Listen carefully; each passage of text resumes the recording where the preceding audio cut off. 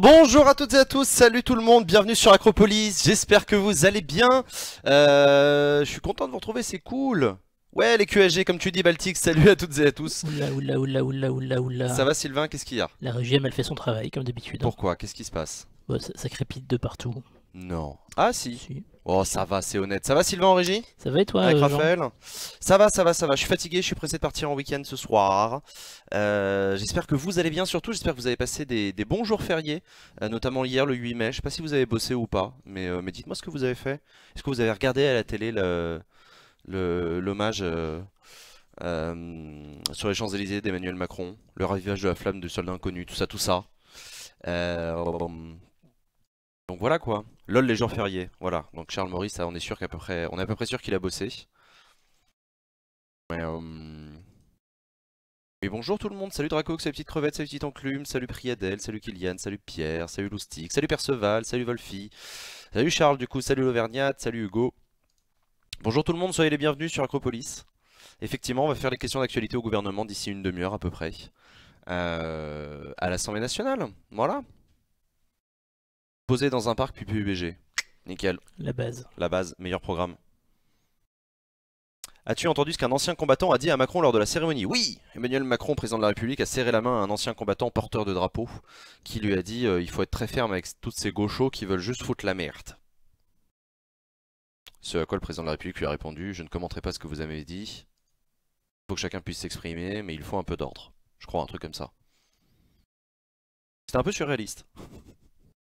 Mais voilà, effectivement, il y a un ancien combattant qui a profité du fait d'avoir la main du président de la République dans la sienne pour dire tiens, j'ai un message à te faire passer, il faut punir les gauchistes. Marrant. Je vous rassure, ça n'a absolument aucune incidence de quoi que ce soit, de rien. Il n'y a pas de... Mais ouais, j'ai entendu. On a un renouvellement de sub. Sam et Samia. C'est hyper sympa, 4e mois consécutif. Merci pour ce resub. Merci beaucoup à toi. Bonjour les gens de Acropolis, j'ai l'habitude de voir vos rediffs YouTube et ça fait plaisir de vous retrouver pour ma première fois en live. Hey, salut Priadel, bah, bienvenue à toi, installe-toi confortablement. J'espère que ça te plaira en live. C'est cool, bienvenue à toi, bienvenue à tous ceux qui nous regardent sur les replays. Plus qu'en live, y a pas de souci.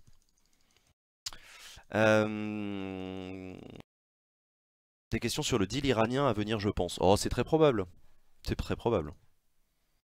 C'est con, il manquerait une question au président de la République aujourd'hui. Ça va ton orifice de déjection après la batte que Trump vient de te caler sur l'Iran? Non. Bah enfin non, si j'en sais rien. En fait l'Elysée a déclaré que l'Elysée s'attendait à ce que les États-Unis se retirent de l'accord iranien.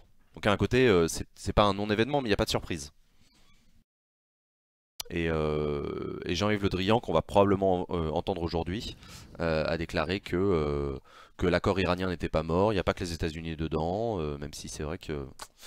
Donc voilà, effectivement, pour ceux qui n'étaient pas au courant, qui ont pris un coup de soleil sur la tête hier, le président américain Trump a décidé de retirer les États-Unis de l'accord sur le nucléaire iranien, ce qui est une victoire pour Benjamin Netanyahou, le Premier ministre israélien, qui avait fait de la lutte contre cet accord international un cheval de bataille politique et personnel.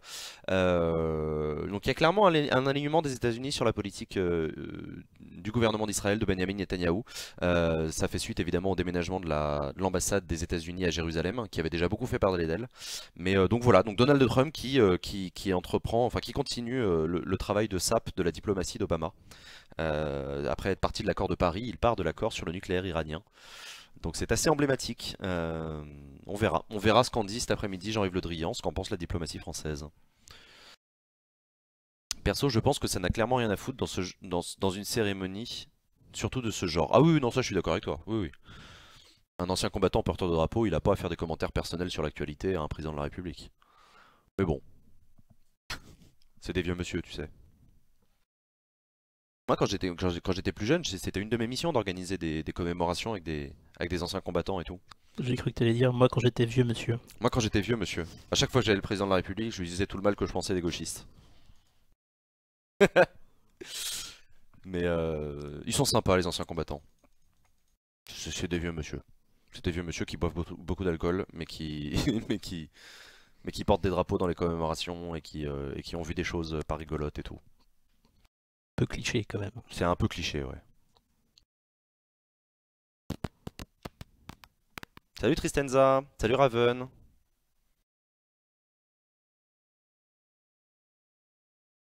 L'arrivée de Bolton aussi, c'est une des pires faucons de l'air Bush. Ah, Bolton qui est secrétaire d'État américain maintenant, c'est ça? Charles Morris. Bolton a été nommé au secrétariat d'État? C'est pas un personnage de Game of Thrones, ça? Je sais pas, j'ai arrêté de regarder, il y a tellement de saisons. Triste. Voir l'article du Monde diplomatique là-dessus. Ouais, ouais, allez lire l'article du Monde diplomatique sur le retrait des États-Unis de l'accord sur l'Iran. Est-ce que le Parlement est apte à discuter de la position de la France dans l'OTAN? Oui, oui, oui, absolument. Il n'a pas prévu de le faire, mais dans l'absolu, il pourrait. Après, au sein de l'OTAN, c'est-à-dire est-ce que la France doit rester ou sortir de l'OTAN, est-ce que la France doit rester dans le commandement intégré de l'OTAN ou en sortir, ça, c'est un peu la difficulté de ce qu'on appelle le domaine réservé, quoi. Je dirais la diplomatie, c'est quand même un domaine dans lequel le président de la République intervient. Et la question de la répartition entre le gouvernement et le président de la République est parfois un peu tendue. Mais ça dépend, ça dépend. Là, en l'occurrence, comme le président de la République a une majorité à l'Assemblée nationale, il n'y a pas trop de raisons que le Parlement vienne discuter au président de la République son domaine réservé dans ce domaine-là. Est-ce que vous avez entendu parler de cette femme qui est morte après avoir appelé le salut qui l'a envoyé chier? Oui, absolument. J'allais en parler dans les actualités du jour. En tout cas, ce qu'on a appris hier, c'est le décès d'une Strasbourgeoise de 22 ans qui s'appelait Naomi Musenga. Elle était mère de famille. Elle est morte chez elle après avoir tenté d'appeler le SAMU en vain qui l'a envoyé bouler. Euh, donc ça pose beaucoup de questions. Il y a une indignation assez générale, mais ça pose aussi la question des moyens du SAMU, de leur mode de fonctionnement, etc. Donc Agnès Buzyn, la ministre de la Santé, a demandé une enquête administrative aux hôpitaux strasbourgeois pour faire la lumière sur ce qui s'est passé. Et voilà, ça bouge dans le domaine de la santé du côté du SAMU. Un certain nombre de représentants en profitent. Non, c'est pas le bon mot, mais euh, disent que cette situation est révélatrice d'un manque chronique de moyens au sein des services d'urgence.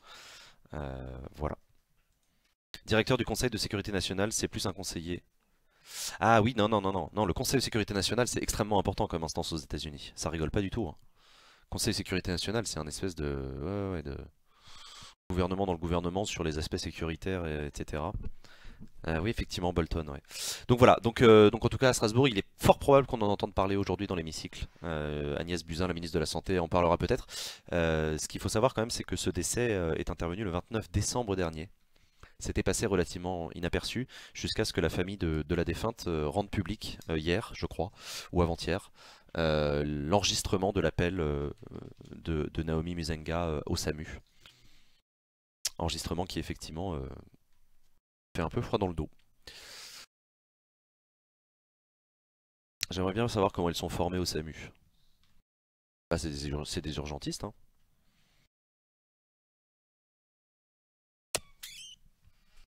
Son appel n'a pas été pris au sérieux. Voilà, c'est ça. Exactement. Je parie Corbière sur Strasbourg et Delphine Haut sur les rangs. Bon, on verra cet après-midi, on verra. 15 questions au gouvernement qui vont commencer dans 20 minutes. Mais non, la question c'est, il y a quoi d'autre dans l'actualité qui selon vous mériterait une question au gouvernement? De quoi est-ce qu'il faut qu'on parle? Parce qu'il y en a des sujets, hein, mine de rien. J'ai pas commencé par ça, mais j'aurais pu quand même vous rappeler qu'on sort de vacances parlementaires là pendant 15 jours quand même. Le Parlement était en vacances, alors pas vraiment 15 jours, parce qu'en fait il y a eu des travaux qui ont repris la semaine dernière en commission, etc. Mais là c'est la reprise de la séance avec les QAG aujourd'hui notamment. Ça a commencé déjà dès lundi, je crois, puisqu'il y avait les discussions sur le. En ce moment, ils sont en train de discuter du projet de loi de Marlène Schiappa sur les agressions sexuelles, vous savez, et notamment la question de la majorité sexuelle sur la question des agressions sexuelles et des viols sur mineurs. On en avait déjà parlé sur Acropolis, et donc ils sont actuellement en train d'en parler euh, à l'Assemblée nationale. La dette écologique de la France, on n'en parlera pas, mais il aurait fallu. Bon, c'est pas impossible qu'on en parle, hein. Pas du tout impossible. Ça pourrait être l'occasion pour Nicolas Hulot de s'exprimer sur ce sujet-là. Nicolas Hulot, qui, je le rappelle, avant les vacances, a obtenu une trêve avec les zadistes quand il est intervenu dans le dossier de la ZAD de Notre-Dame-des-Landes. En quelques jours seulement, il a réussi à obtenir la signature d'un accord. Enfin, la signature. Bah, c'est pas vraiment la signature d'un accord, mais en gros, les zadistes ont accepté les conditions de la préfecture et de déposer des projets individuels pour se maintenir sur le site de Notre-Dame-des-Landes. Gultix, la fête à Macron. Ouais, effectivement, la fête à Macron, la grève à la SNCF, la grève à Air France. Moi, je mettrais tout ça dans un même chapitre qu'on appellerait le printemps social, le mouvement social. Le mouvement de contestation à Emmanuel Macron. Emmanuel Macron célèbre en ce moment son premier anniversaire. À la tête de la présidence de la République.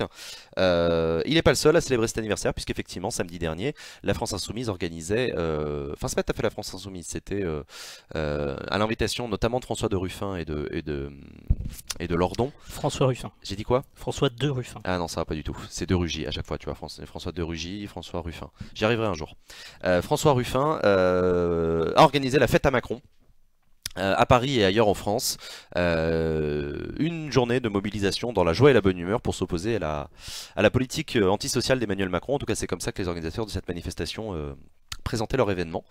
Et puis plus globalement, c'est un événement qui fait suite à aux manifestations du 1er mai, qui sont particulièrement mal déroulées à Paris, mais qui quand même se sont déroulées dans un climat tendu, puisqu'il y a quand même une grève perlée à la SNCF qui continue. Merci Tibbs pour ton renouvellement de sub, c'est cool.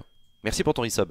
Il y a donc je disais la grève perlée à la SNCF qui continue, la grève à Air France qui est compliquée puisque le PDG d'Air France a perdu son référendum d'entreprise et donc il a démissionné.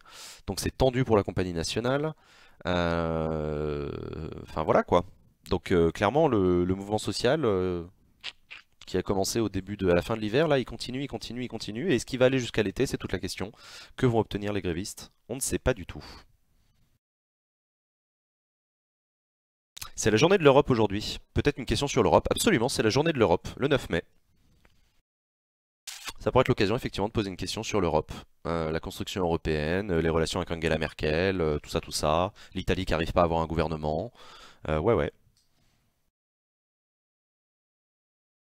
Et j'ai oublié effectivement je cherchais dans ma tête le mouvement, dans le mouvement de grève, les étudiants, effectivement, les étudiants dans les facs.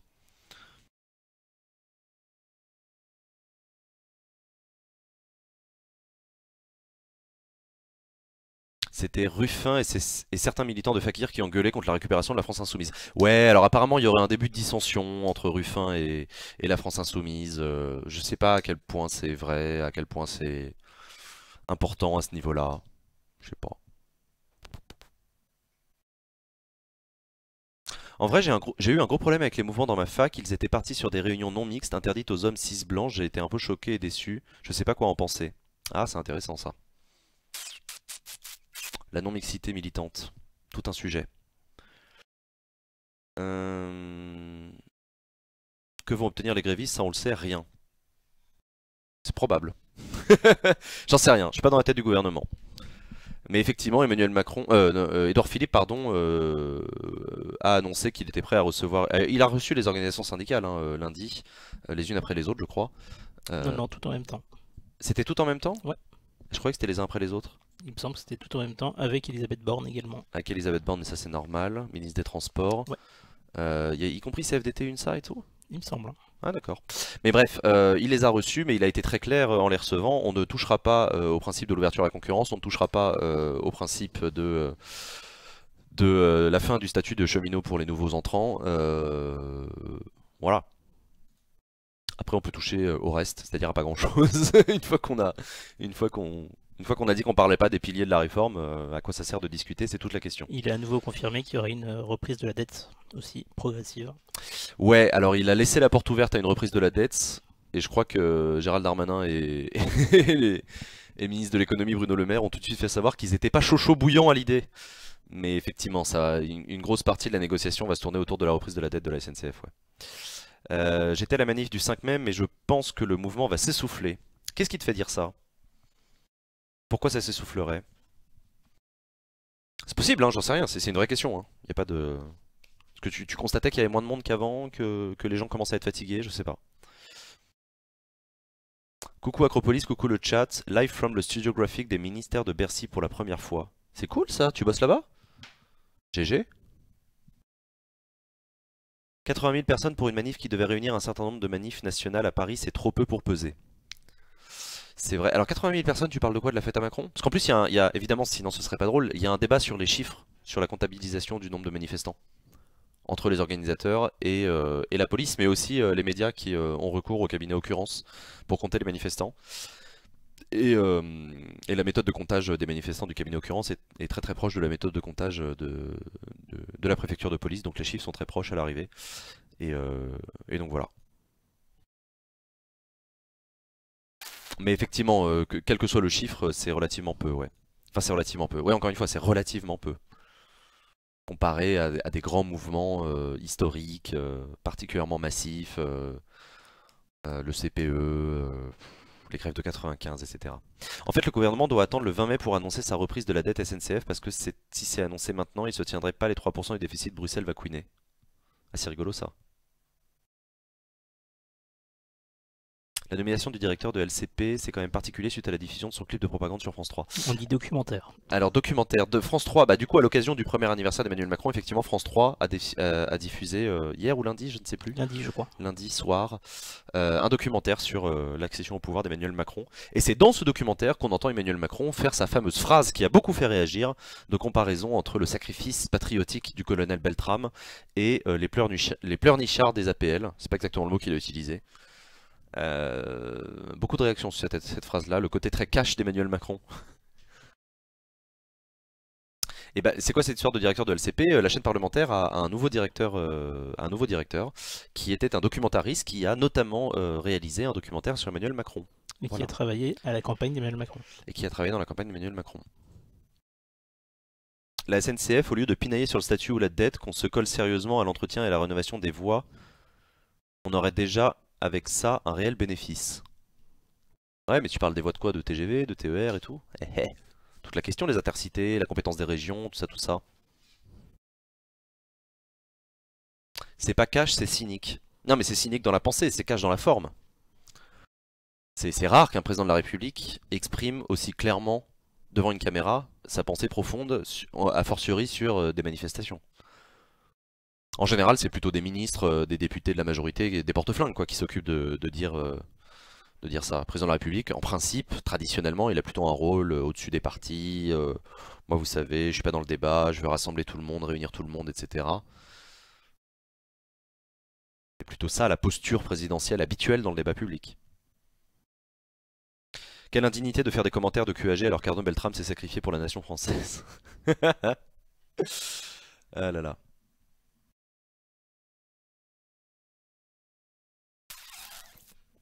Pas vraiment un documentaire quoi, ouais je pinaille mais c'est mon boulot. Ah là là, vaste débat. Vaste débat. Euh, Donc voilà, qu'est-ce qu'on a d'autre dans l'actualité? Je regarde. Bah, un truc important ce matin, mine de rien, en Conseil des ministres, il y a eu l'adoption du projet de loi de réforme constitutionnelle. Euh, Alors je vais juste vérifier parce que c'était pile poil pendant qu'on était en train de préparer cette émission, donc j'ai un doute. Hop, hop.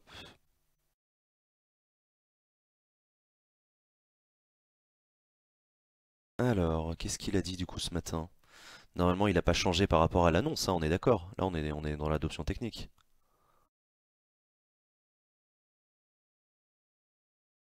Parce que il y avait la partie projet de loi organique et la partie projet de loi constitutionnelle. Donc normalement, accélération de certaines procédures parlementaires, possibilité d'adopter certains textes ou parties de textes en commission, suppression de la Cour de justice de la République, oui ça d'accord. Statut particulier pour la Corse, ça d'accord.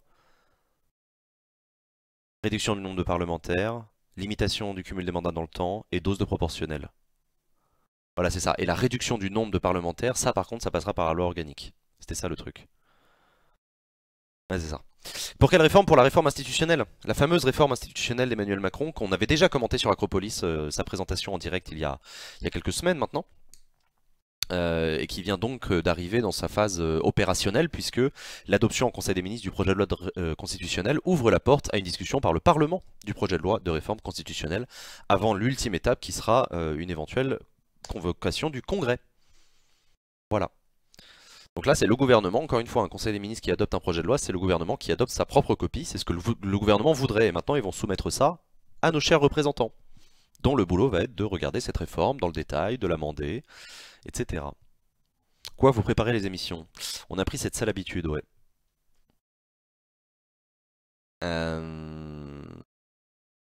Voilà quoi. Donc voilà.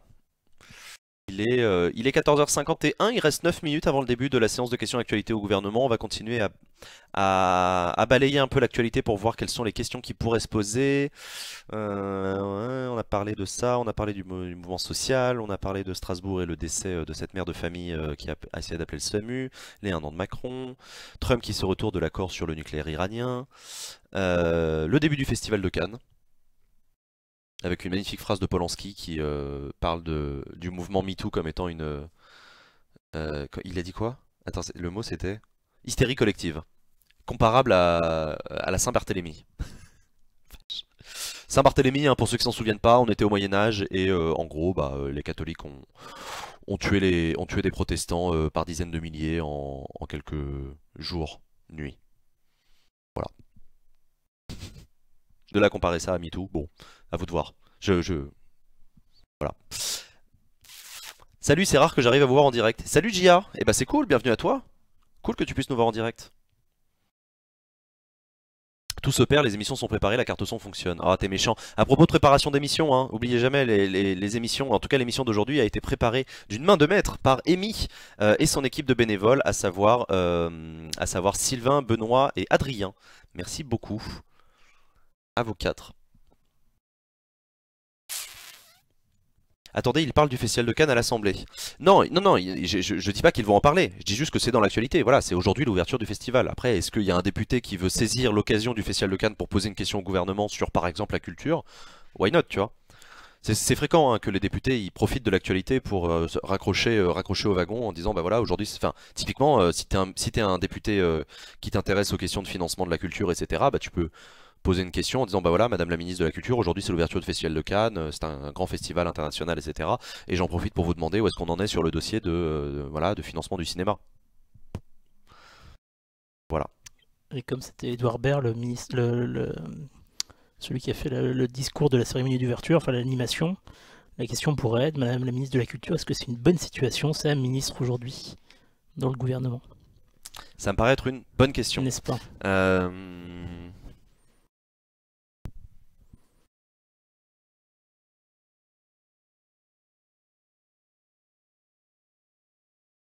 Le Festival de Cannes est de plus en plus fermé, la preuve va être Netflix. Et bah voilà, tu vois que ça devient intéressant et politique comme question. À partir du moment où tu poses pas la question du Festival de Cannes, mais que tu poses la question du cinéma en général et de ses moyens de distribution, effectivement, l'arrivée sur le marché d'opérateurs comme Netflix pose des questions sur tout le circuit du financement du cinéma, quoi. Donc c'est hyper intéressant. Et je suis sûr qu'en commission de la culture, il y a des députés qui travaillent sur ce sujet-là.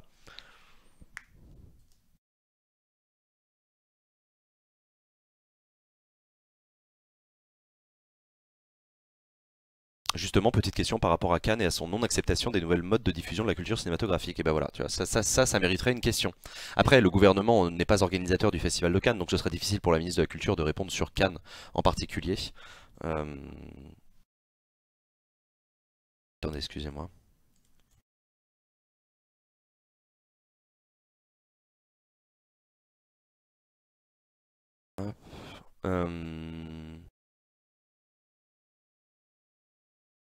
Un des grands pontes du festival, Thierry Frémaux, a dit en gros que les séries c'était juste un produit commercial contrairement aux films. J'ai ri.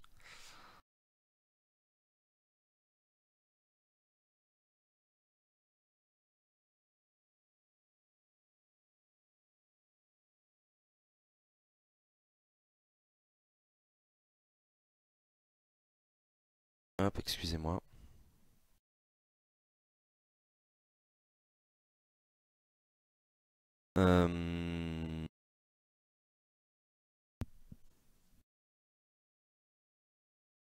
Chronologie des médias, voilà. Je cherchais ça dans ma tête, chronologie des médias. Ça, c'est intéressant comme sujet. Ça, c'est un sujet sur lequel la ministre de la Culture peut avoir un mot à dire. Chronologie des médias, vous savez, c'est l'organisation entre les acteurs de la diffusion des œuvres cinématographiques qui prévoit le calendrier à partir duquel un cinéma sort en salle, puis sort en DVD, puis un film, mais en fait, c'est valable pour tout, en fait. Non mais t'as dit un cinéma au lieu d'un film. J'ai dit un cinéma, pardon, un film. Il sort au cinéma, il sort en DVD, il sort en cassette VHS, il sort il sort en piratage sur internet, et après il sort en légal sur internet. Voilà. Ça, c'est un sujet qui actuellement fait l'objet de négociations entre les différents acteurs, parties prenantes de ce truc-là, les diffuseurs, etc. Donc voilà.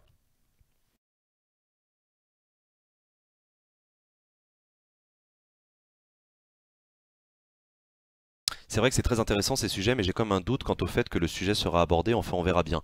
Non, je sais pas si le sujet sera abordé dans cette séance de questions au gouvernement. Vous savez, il y a que 15 questions, hein, il faut bien sélectionner ces questions. Il n'y a pas de sous-questions, il n'y a pas de sous-sujet, mais après, si les députés ont des questions spécifiques, soit ils peuvent les travailler eux-mêmes dans le cadre de leur commission, soit ils peuvent envoyer un courrier au ministère, au ministre en question pour lui demander.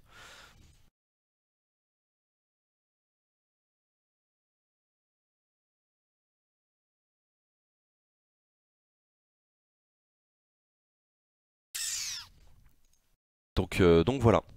Je regarde.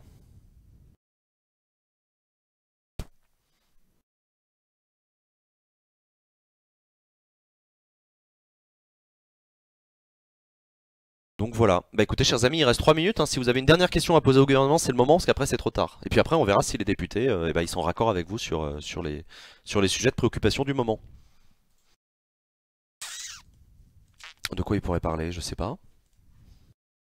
Qu'est-ce qui vous touche dans votre vie aujourd'hui et qui mériterait que le gouvernement se penchât sur la situation?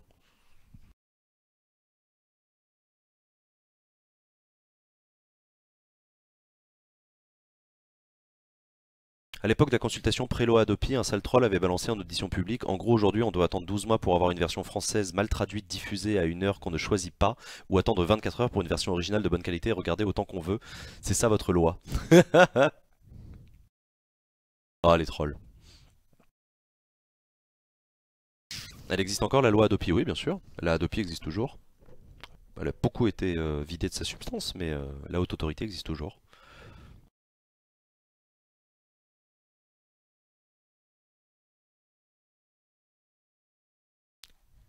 Koscielny est blessé. Qu'en est-il de de la Chanière en défense? Charnière, Charnière. ou c'est appelé charnière centrale. On est sur de la chose footballistique là, on est d'accord? On est sur la préparation de la Coupe du Monde de football, effectivement, et de l'équipe de D'accord, France d'accord. en particulier. C'est normal que je sois totalement largué sur le sujet du coup. Ah, ça, je sais pas, t'en penses quoi, toi? Là j'ai mal préparé mon émission. Je suis Bah, désolé, j'ai pas regardé les matchs. déjà sur Sud Radio lundi, t'étais pas prêt à la question sur la finale de la Coupe de France. Ouais non, ça j'étais pris en surprise. Terrible. J'avais pas percuté qu'il y avait une finale à la Coupe de France. J'avais pas percuté qu'il y avait une Coupe de France. Je savais pas. Ce manque d'ouverture d'esprit est consternant. Ouais. Euh, La voiture autonome de Uber, qui aurait vu la cycliste mais aurait décidé de ne pas l'éviter. Bah tiens, voilà. Ça c'est un sujet intéressant. Mais alors, la question, c'est pas. Ça, c'est le fait d'actualité que c'est passé, mais comment est-ce que tu transformes ça en question politique à un gouvernement? Faut-il interdire les cyclistes? Faut-il interdire les cyclistes? Ça, c'est une bonne question. Pour protéger les voitures autonomes, Exactement. qui n'ont rien demandé, elles. Qui finalement se déplacent dans l'espace public avec beaucoup d'innocence. Et de bienveillance. Et de bienveillance, bien sûr. Conférence de presse du président du Sénat Gérard Larcher à partir de 15 h sur la réforme constitutionnelle, absolument. Mais nous, on sera en direct de l'Assemblée nationale. J'aime bien comment le président du Sénat choisit pile poil ses horaires pour faire ses conférences de presse, de manière à ce qu'il y ait le moins de monde possible qui puisse les regarder. Hop là. Mais effectivement, Gérard Larcher, vous le savez, évidemment, il va réagir à l'adoption ce matin au Conseil des ministres du projet de loi constitutionnelle, de réforme constitutionnelle, contre lequel il ne cesse de batailler, vous le savez. Gérard Larcher est opposé à la grande majorité des mesures phares de ce projet de loi de réforme constitutionnelle, encore que apparemment il y a moyen de négocier, donc on verra bien. Après la négociation, peut-être que sa position a évolué. Si ça se trouve. J'en doute, mais si ça se trouve. Quelle est la position du gouvernement sur le périmètre éthique des intelligences artificielles? Et là, ils vont répondre Nyeh. Oh, c'est pas vrai. Mounir Majoubi, il saura répondre à ça. Pas qu'il répondra à ce que tu aurais envie qu'il réponde, mais il saura répondre. Salut la team Acropolis, salut Mandalore. Bienvenue à toi.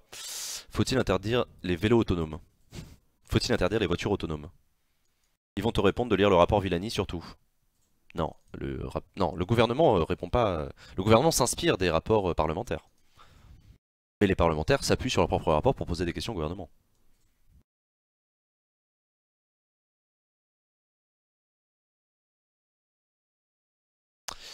À propos de la voiture Uber, comment le gouvernement compte-t-il légiférer au sujet de la circulation des voitures autonomes? Alors, le gouvernement ne légifère pas. N'oubliez pas. Le législatif, c'est bien justement les mecs qui posent la question. C'est ça la particularité de l'exercice. C'est pas des mecs dénués de toute responsabilité qui posent la question, c'est justement les gens qui vont devoir prendre les décisions. Mais ça n'empêche pas de poser des questions au gouvernement sur ce qu'il a fait par le passé, sur le... Voilà.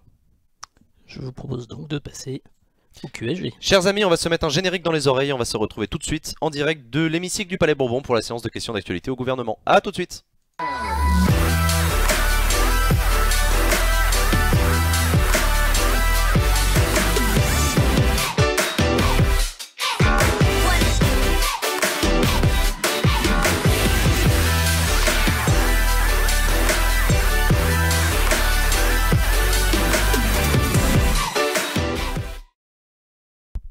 Et on est en direct de l'hémicycle de l'Assemblée nationale sur cette magnifique fenêtre extrêmement bien croppée. Bravo Sylvain, tonnerre d'applaudissements dans le chat pour Sylvain. Je suis assez content de mon travail. Moi je pense qu'on va te renouveler. Moi je suis ouais, non c'est cool. C'est cool. Ça me fait plaisir. Eh c'est bien cette forme. J'ai beaucoup d'heures de travail et de préparation. Je me doute. Pourquoi il y a ces œufs derrière?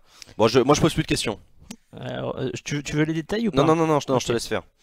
J'avais pas vu le CESE derrière.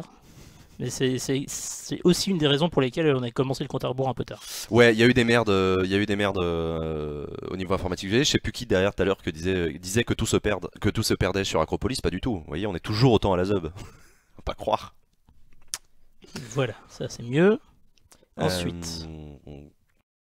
Voilà. Est-ce que tu veux que je mette par-dessus la vidéo? S'il te plaît. Voilà. Voilà, vous voyez les députés qui s'installent dans l'hémicycle pour le début de cette séance. Séance de reprise hein, pour eux, regardez, ils sont tout bronzés, tout contents, ils ont pu se reposer. J'ai croisé une députée comme ça à un événement la semaine dernière. Sur la plage? Non, pas du tout, elle était à un événement à Paris et tout. Et du coup, j'étais le seul à lui dire, mais madame la députée, vous profitez un peu de vos vacances parlementaires. J'étais le seul à percuter quand elle était censée être en vacances. Et elle m'a répondu un truc genre, ouais, je pars ce soir en famille, j'ai trop hâte et tout, ça fait trop longtemps que j'ai pas vu mes enfants. La pauvre.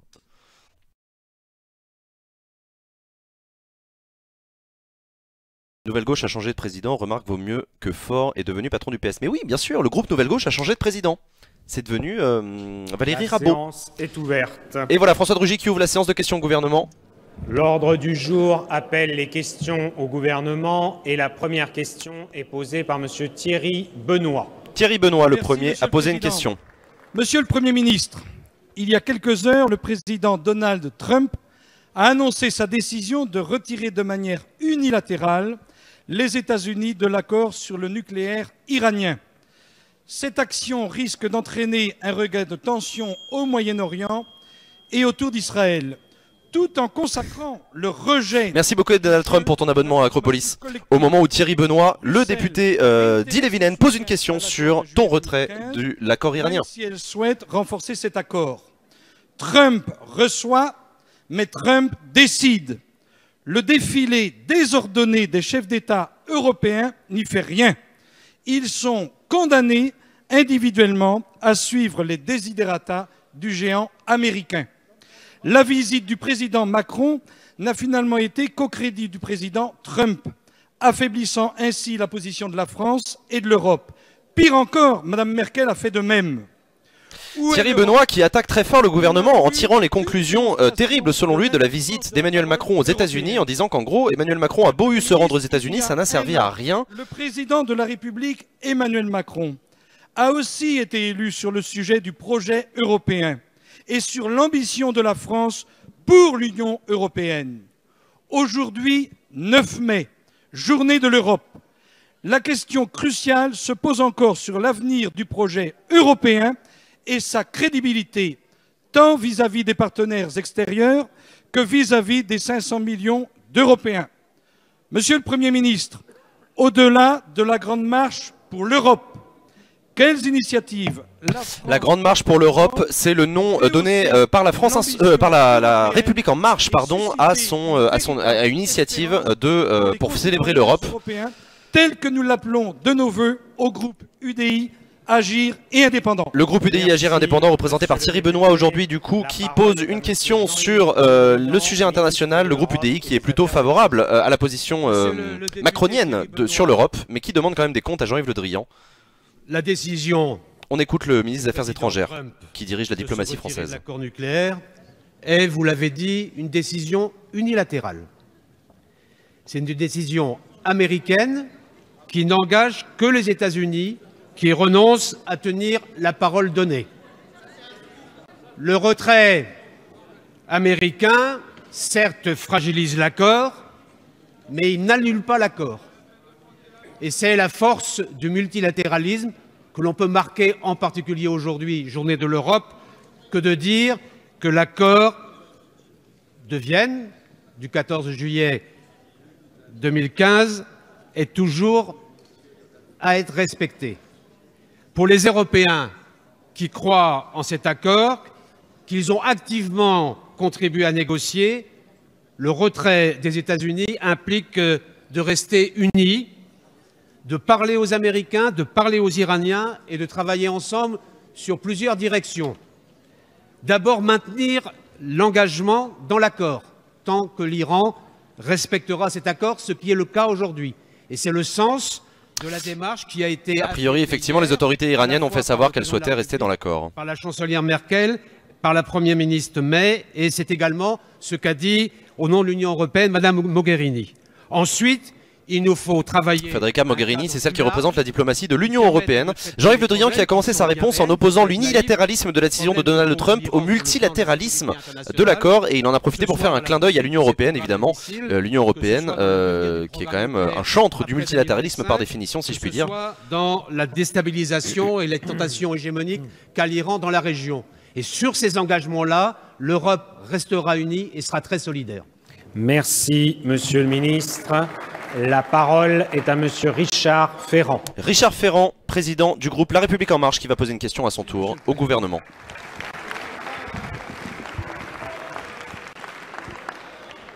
Bien, Monsieur le Premier ministre, la rénovation de la vie politique de notre pays occupe une place majeure dans notre projet de transformation. La modernisation de notre Constitution est donc à l'ordre du jour. Ce matin, vous avez présenté en Conseil des ministres le projet de loi constitutionnelle, première étape avant la présentation des projets de loi ordinaires et organiques dans 2 semaines. Cette réforme prévoit, entre autres, l'indépendance du CSM dans ses choix de nomination, Conseil supérieur de la magistrature, la présence des futurs anciens présidents de la République au Conseil constitutionnel, ou encore la suppression de la Cour de justice de la République, et définit la place des collectivités territoriales et leur capacité d'initiative. Sont à venir 3 engagements cardinaux pris en 2017 devant notre peuple. La réduction de 30% du nombre de parlementaires... Merci Père Castor, pardon. Pour ton plus resub. d'efficacité dans leur mission. L'introduction d'une part de proportionnelle pour renforcer la pluralité. Vous entendez qu'au moment où Richard Ferrand parle de la baisse du nombre de parlementaires, ça gueule un petit peu sur la droite de l'hémicycle, évidemment, la droite qui n'est pas du tout d'accord avec cette proposition. Vous pourrez compter sur l'engagement des députés de la majorité au sein même de cette Assemblée. Monsieur le Premier ministre, Richard Ferrand qui se fait tancer par les opposants alors qu'il assure le Premier ministre du soutien de La République En Marche. Général de cette réforme et surtout son calendrier, puisque nous devrons examiner 3 textes de nature différente qui concourent au même objectif. Richard Ferrand donc qui pose la question choupa du jour sur la réforme institutionnelle, mais c'est le Premier ministre donc qui va lui répondre comme c'est la tradition. Le Premier ministre répond en personne à tous les présidents de groupe. On écoute Édouard Philippe. Vous m'interrogez sur le projet qui a été présenté en Conseil des ministres ce matin et qui tente à réviser la Constitution pour respecter les engagements qui ont été pris par le président de la République pendant la campagne présidentielle et réitérés par les candidats aux élections législatives qui composent aujourd'hui la majorité parlementaire. L'objectif de cette révision constitutionnelle, vous l'avez dit, c'est de rendre Merci grand froid pour ton resub. démocratie notre 5e République, que nous ne voulons pas transformer. Il ne s'agit ni de revenir à la 4e République, ni de construire une hypothétique 6e République. Il s'agit de respecter les équilibres de la 5e République et à bien des égards de revenir aux fondamentaux de la 5e République. Le projet de loi de révision constitutionnelle, Ça, c'est un coup de pied d'appel aux gaullistes du Parlement, repose sur 3 textes. Ce matin, en Conseil des ministres, a été examiné le projet de loi de révision constitutionnelle. Et dans 15 jours, le Conseil des ministres examinera le projet de loi organique et le projet de loi simple qui viendront compléter cette architecture et qui seront évidemment soumises d'abord à la discussion de l'Assemblée nationale, puis à celle du Sénat. Vous m'avez posé une question sur le calendrier, je veux y répondre. L'objectif est que l'Assemblée nationale ait pu discuter avant la pause estivale du dispositif de révision constitutionnelle tel qu'il a été présenté ce matin en Conseil des ministres. Donc avant la fin de la session parlementaire en juillet, par le président de la République, l'Assemblée nationale devra avoir adopté l'ensemble des textes. Puis législatives tiennent notamment, vous l'avez dit, à la réduction du nombre de parlementaires. J'entends un certain nombre de voix publiques respectables s'interroger sur le sens, sur l'importance, sur l'opportunité même à certains égards de la réduction du nombre de parlementaires. J'observe, Monsieur le Président, et vous le savez parfaitement, qu'elle correspond à un engagement qui avait été pris par le Président de la République, un engagement qui avait d'ailleurs été partagé à certains égards par de très nombreux candidats à l'élection présidentielle. De très nombreux candidats à l'élection présidentielle. À droite de cet hémicycle et à gauche. Eh oui. J'oubliais que François Hollande n'avait pas été candidat à l'élection présidentielle, mais qu'il avait en 2016, à l'occasion d'un colloque, indiqué qu'il était favorable à la réduction du nombre de parlementaires et à l'introduction d'une dose de proportionnelle. Edouard Philippe qui troll en disant « Vous pouvez toujours nous attaquer, n'empêche que vos candidats à la présidentielle, ils étaient pour. » C'est la raison pour laquelle... C'est assez habile de sa part. Et c'est vrai qu'un certain nombre de candidats, M. Jacob, avaient eux aussi milité. C'était vrai pour François Fillon, Alain Juppé et Nicolas Sarkozy. Avaient milité pour la réduction du nombre de parlementaires, je crois pas. L'objectif est donc de proposer au Parlement, qui en sera saisi, de discuter, de se prononcer. Et je suis certain, Monsieur le Président, qu'en examinant ce texte, le Parlement sera soucieux de mieux travailler avec le gouvernement, de faire en sorte que personne ne soit surélevé ou abaissé, mais que notre efficacité collective soit approfondie. C'est bien ça l'objectif du texte. Mais je vous garantis, Monsieur le Président, que nous aurons l'occasion d'en reparler avec des débats dont la tonalité de cette séance dit déjà toute la vigueur. Edouard Philippe qui se prépare à une bataille au Parlement pour défendre son projet de loi de réforme institutionnelle. Vous avez entendu effectivement quelques brouhahas dans l'Assemblée. Ça promet de l'ambiance.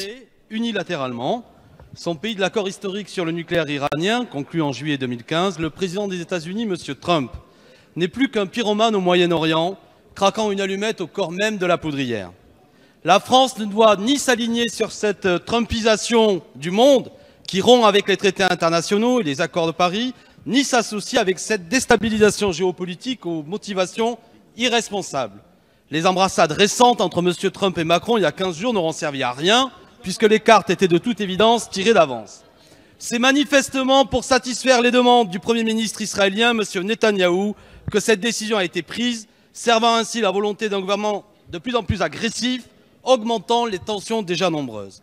La boussole de notre diplomatie doit être l'indépendance de la France, mise au service de la paix internationale. Je rappelle que le directeur de l'Agence internationale pour l'énergie atomique a affirmé à plusieurs reprises que l'Iran respectait scrupuleusement cet accord. Un autre enjeu capital est la sauvegarde des intérêts économiques de nos entreprises implantées en Iran, comme Renault et Airbus, qui sont bénéfiques pour nos deux pays. Ce n'est pas à Washington de décider avec qui nos entreprises ont des relations internationales. C'est comme si la France interdisait à Boeing de ne plus vendre d'avions quelque part. On croit rêver, si ce n'est en vérité un cauchemar qui s'annonce. Alexis Corbière qui défend la position de la France insoumise en matière internationale, le non-alignement avec qui que ce soit, l'indépendance de la France. Son commandement intégré pour ne pas être aspiré dans une logique de guerre.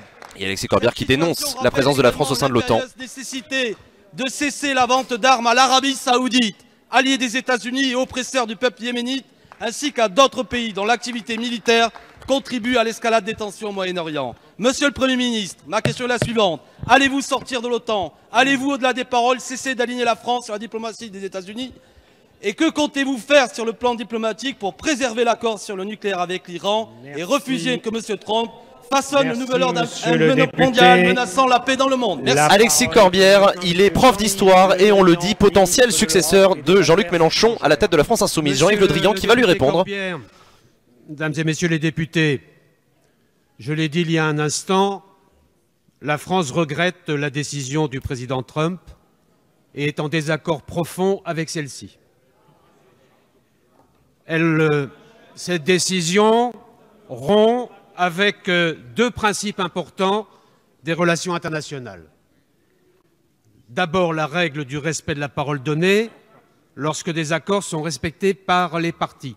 Et c'est le cas, vous l'avez dit, je le constate aussi.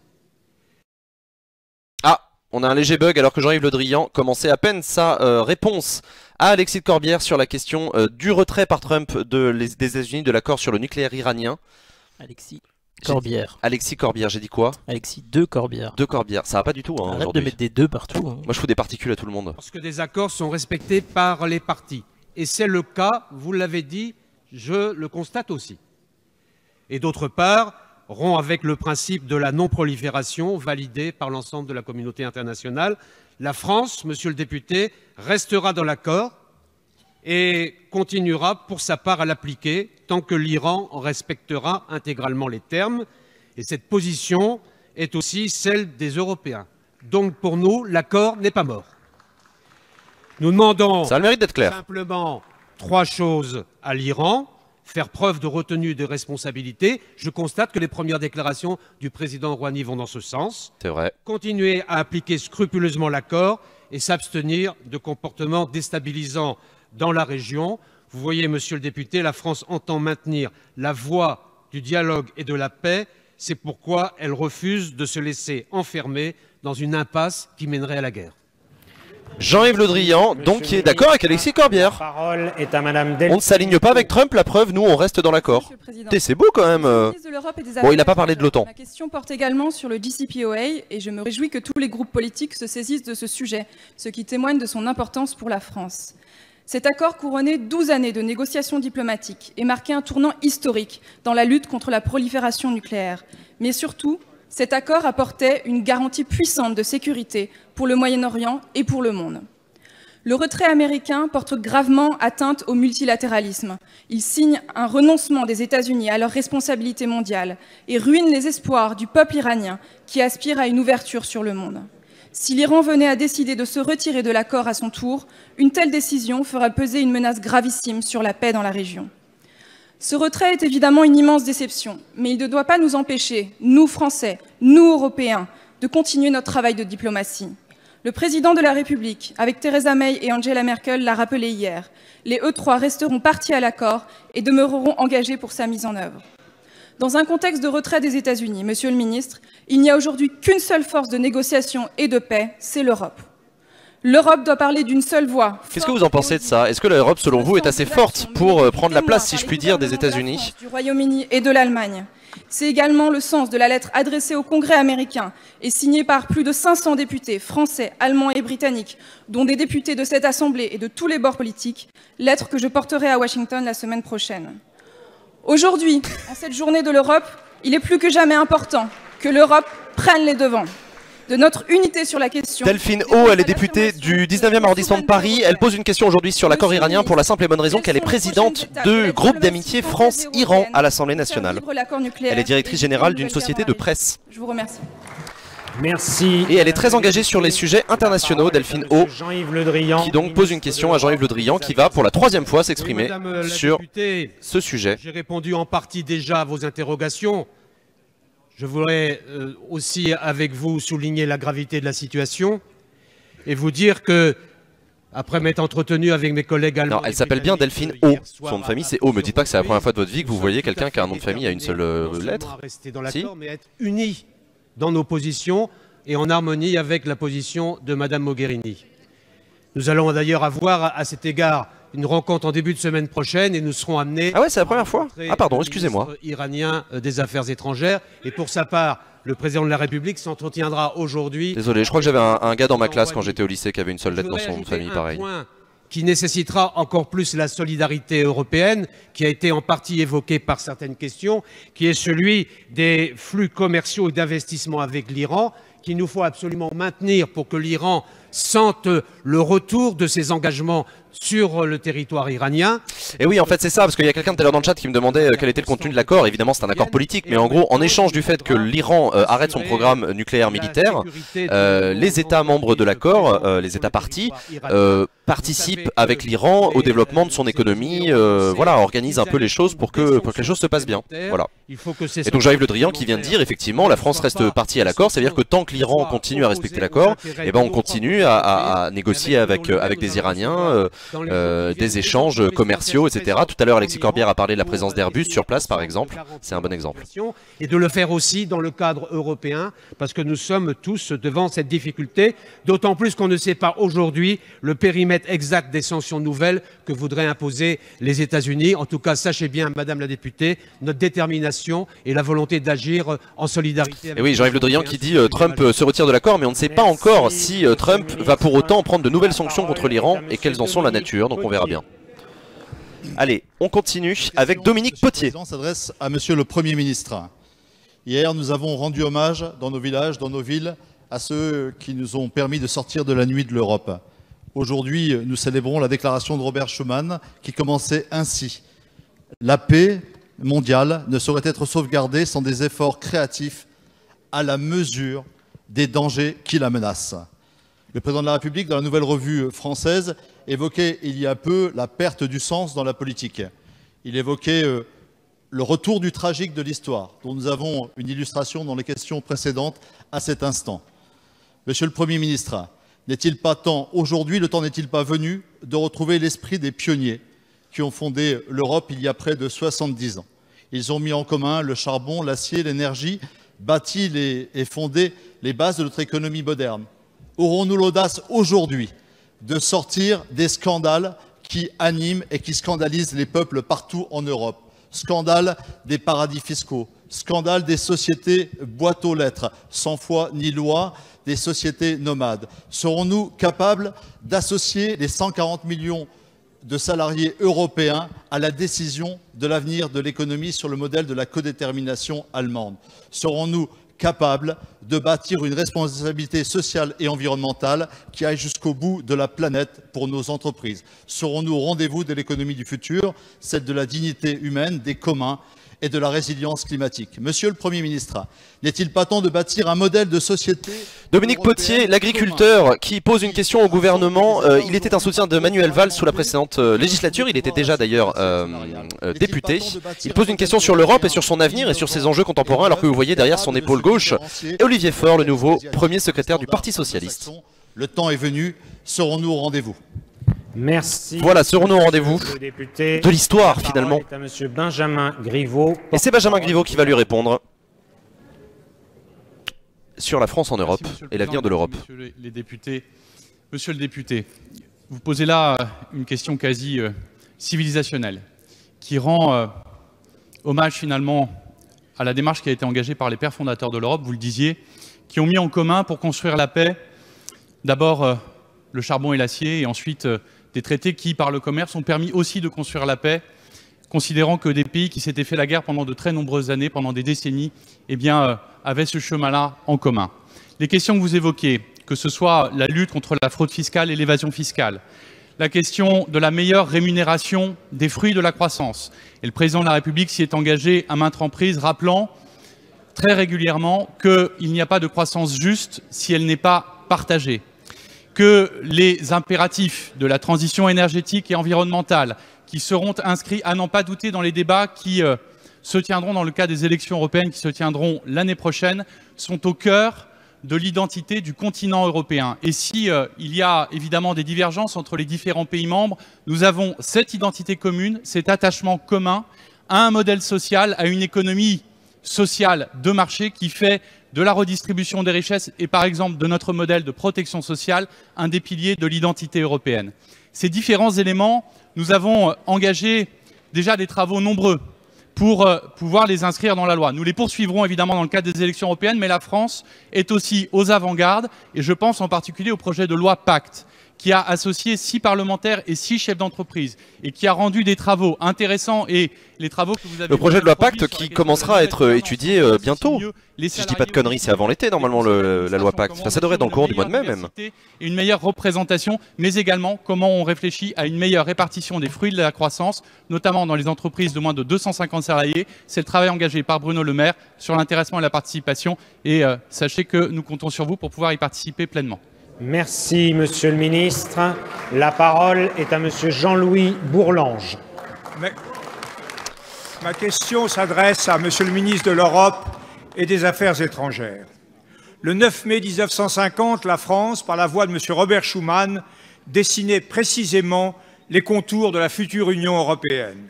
Le but de l'entreprise était clair, la création, non pas... Est-ce que vous l'avez déjà lu ou entendu le discours de Schuman en 1950? C'est le moment, on est le 9 mai, lisez-le, trouvez-le sur Internet et lisez-le. Vers l'objectif par l'accumulation des solidarités de fait. Le préalable... Ah oui, non, ça, la loi Pacte, ce sera plus tard, excusez-moi. La coopération et l'amitié entre l'Allemagne et la France. 68 ans plus tard, le président Macron a lui aussi clairement marqué la volonté française de reprendre la marche en avant de l'Europe. Et pourtant, nous sommes inquiets. Inquiets de voir le pacte fondateur de l'Union remis en cause par ceux qui préconisent ce monstre oxymorique que serait une prétendue démocratie illibérale. Jean-Louis Bourlanges, c'est un député intéressant puisqu'il a été député européen avant d'être député français, si je puis dire, avant d'être député national. Il a été député européen de 89 à 2007, donc il a vraiment de la bouteille dans les institutions européennes, enfin en tout cas au Parlement européen. Et il a été élu député modem la semaine dernière. Il fait évidemment, et ça vous étonnera pas, partie de la Commission des Affaires européennes. Et il a été prof à Sciences Po Paris sur le système et les vies politiques dans l'Union européenne. Donc c'est un expert. Réformons-la, mais n'ayons pas l'impudence de la tuer à petit feu au nom de la relance de l'Europe. Inquiet enfin de voir l'Union européenne relever difficilement le défi de puissance lancé par Donald Trump. Inquiet de voir nos partenaires allemands, je le dis sincèrement, avec toute l'amitié que j'ai et qui me lie à nos amis allemands, si amicaux soient-ils, ne pas partager aujourd'hui exactement le même niveau d'ambition européenne que nous. Ne croyez-vous pas, Monsieur le ministre d'État, que le moment est venu de procéder avec notre grand voisin à une vraie clarification, notamment sur les 3 sujets que j'ai évoqués? Sommes-nous prêts de part et d'autre du Rhin? Jean-Louis Bourlanges, donc qui ne pourra pas aller jusqu'au bout de sa dernière question sur l'Europe, alors qu'il enjoint le gouvernement à répondre à ses inquiétudes sur l'avenir de l'Europe.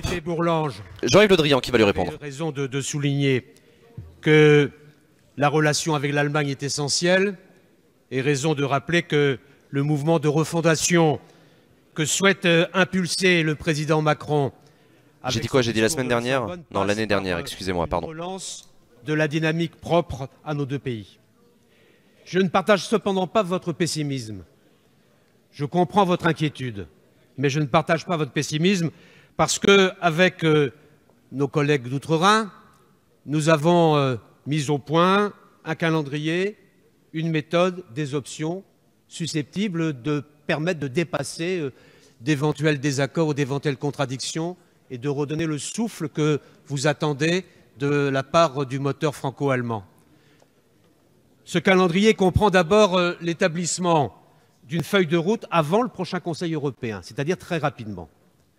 Ce calendrier intègre aussi la tenue sur cette feuille de route d'un séminaire franco-allemand au mois de juin pour permettre d'approfondir nos travaux et de donner cette nouvelle dynamique. Ce calendrier intègre aussi, et vous le savez, la redéfinition d'un nouveau traité de l'Élysée qui devrait être prêt pour le 22 janvier de l'année prochaine.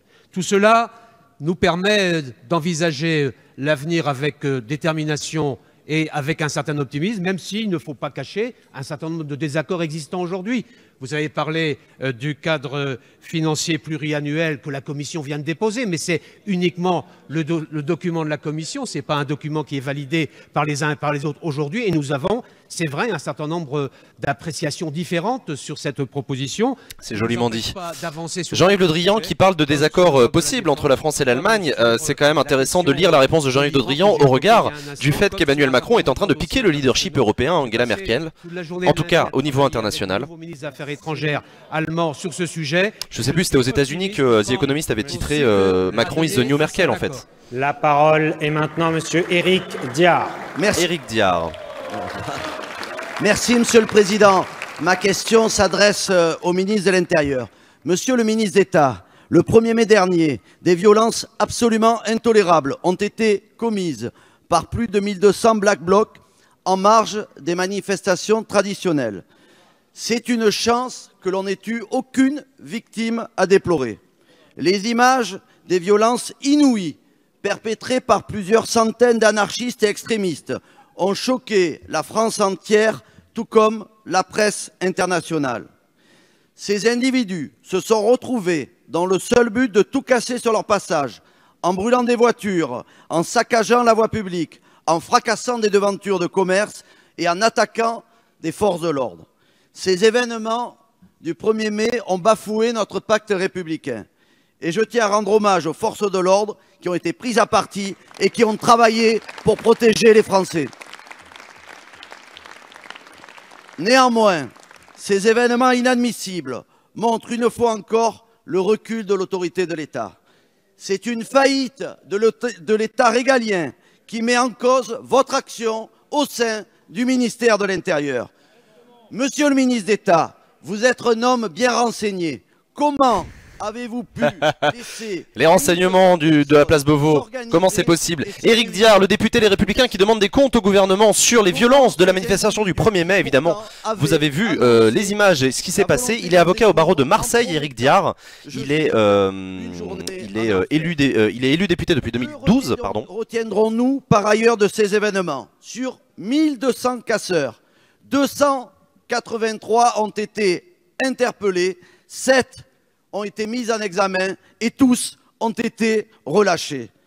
Sur ce sujet aussi grave, je vous demande une commission d'enquête. Monsieur le ministre d'État, quelles mesures entendez-vous prendre pour que de pareilles violences ne se reproduisent plus? Éric Diard, donc, qui met en cause l'autorité de l'État régalien et il demande des comptes au ministre de l'Intérieur. C'est le rôle des députés que de faire ça.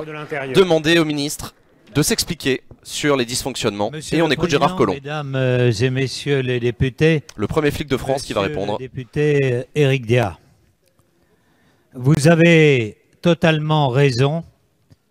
Ces violences sont totalement inadmissibles et celles et ceux qui en sont les organisateurs seront retrouvés et seront condamnés.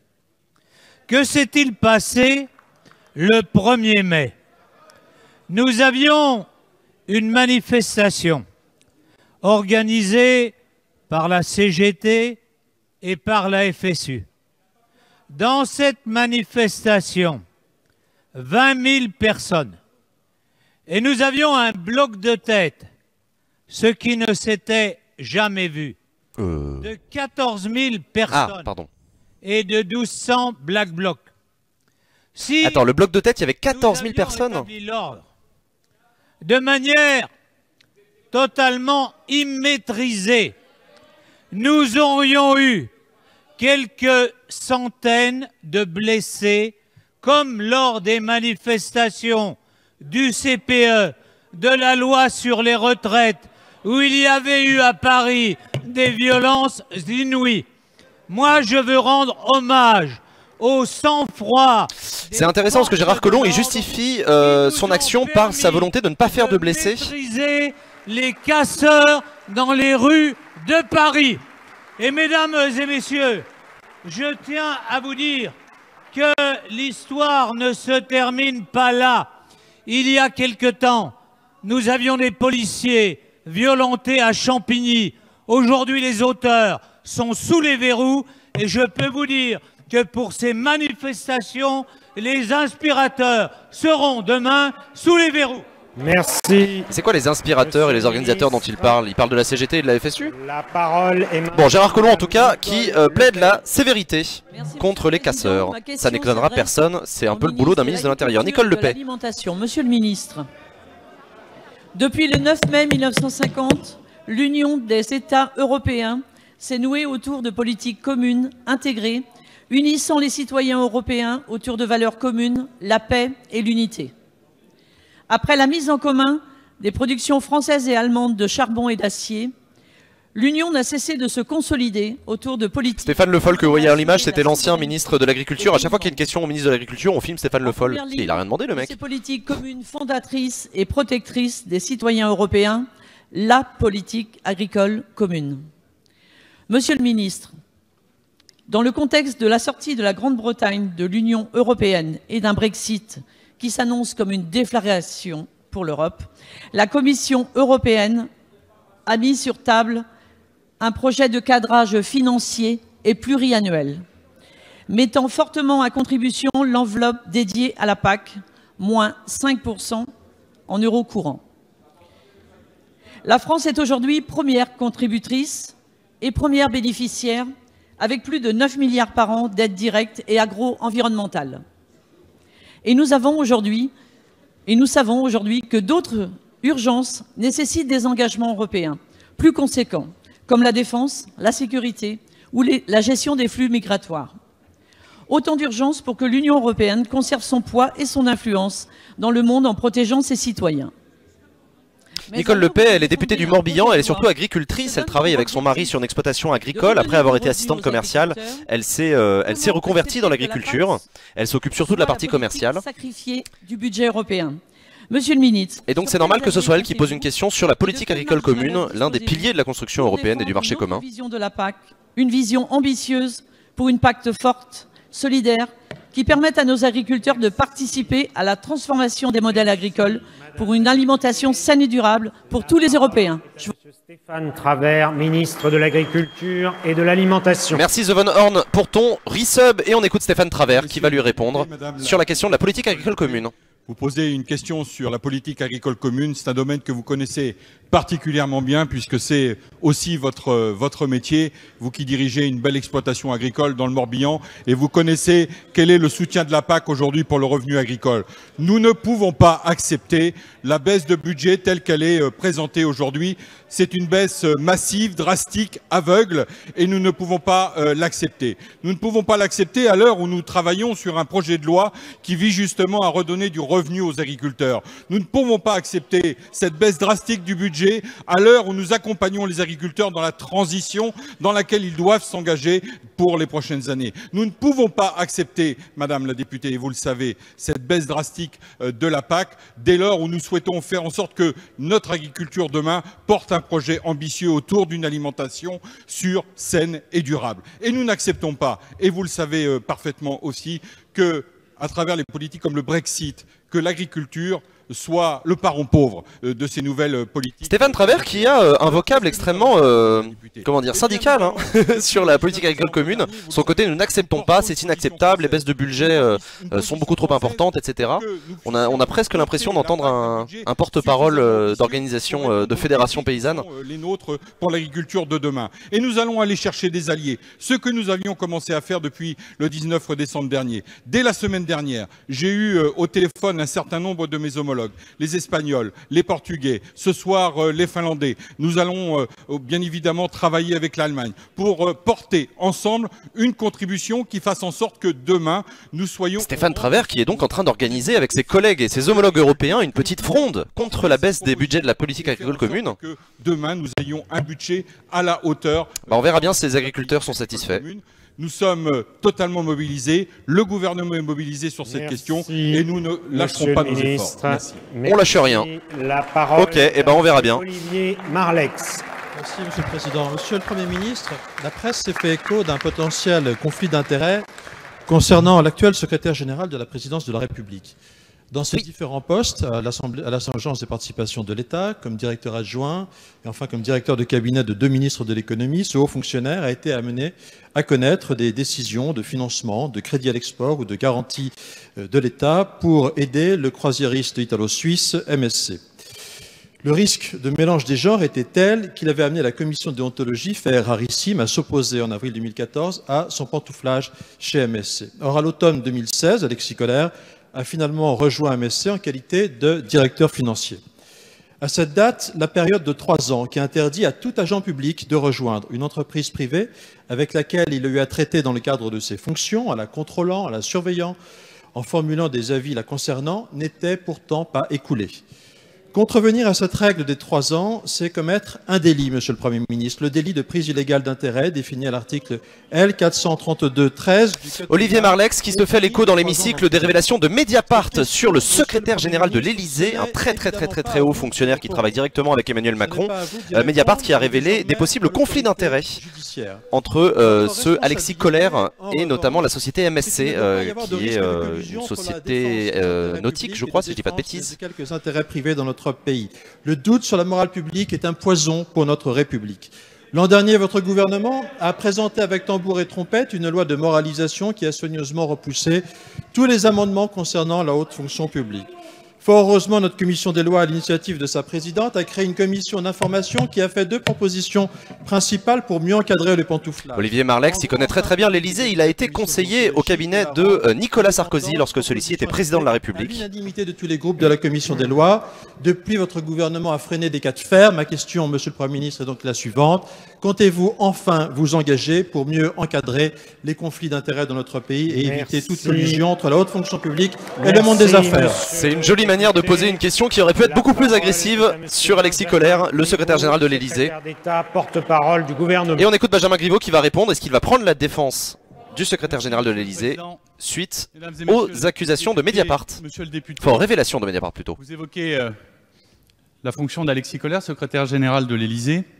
Sachez que à chaque fois que, lors de sa carrière, il a été amené à changer de fonction, une commission compétente, d'ailleurs vous avez rappelé qu'elle existait, l'a autorisé ou pas à pouvoir exercer ses nouvelles fonctions. À chaque fois, il s'est tenu strictement au respect de la règle édictée par la commission.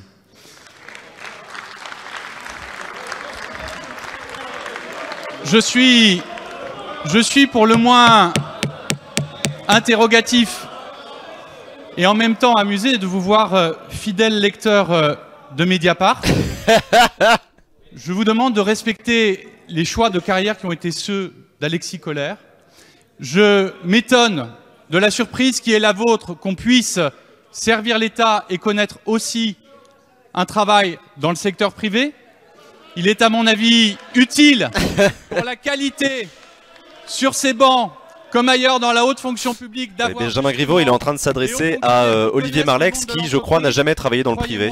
Ça ne peut rendre que les textes adoptés meilleurs et que les décisions publiques prises meilleures également. Ouais, il a fait que bosser en cabinet pour Charles Pasqua, pour Alliot Marie, Nicole Catala, Martial Tougando, son intégrité, et il ne vous fait pas honneur, monsieur le député, Albéric de Montgolfier. Ici, ouais, en fait, il a fait que du cabinet toute sa vie, Olivier Marleix.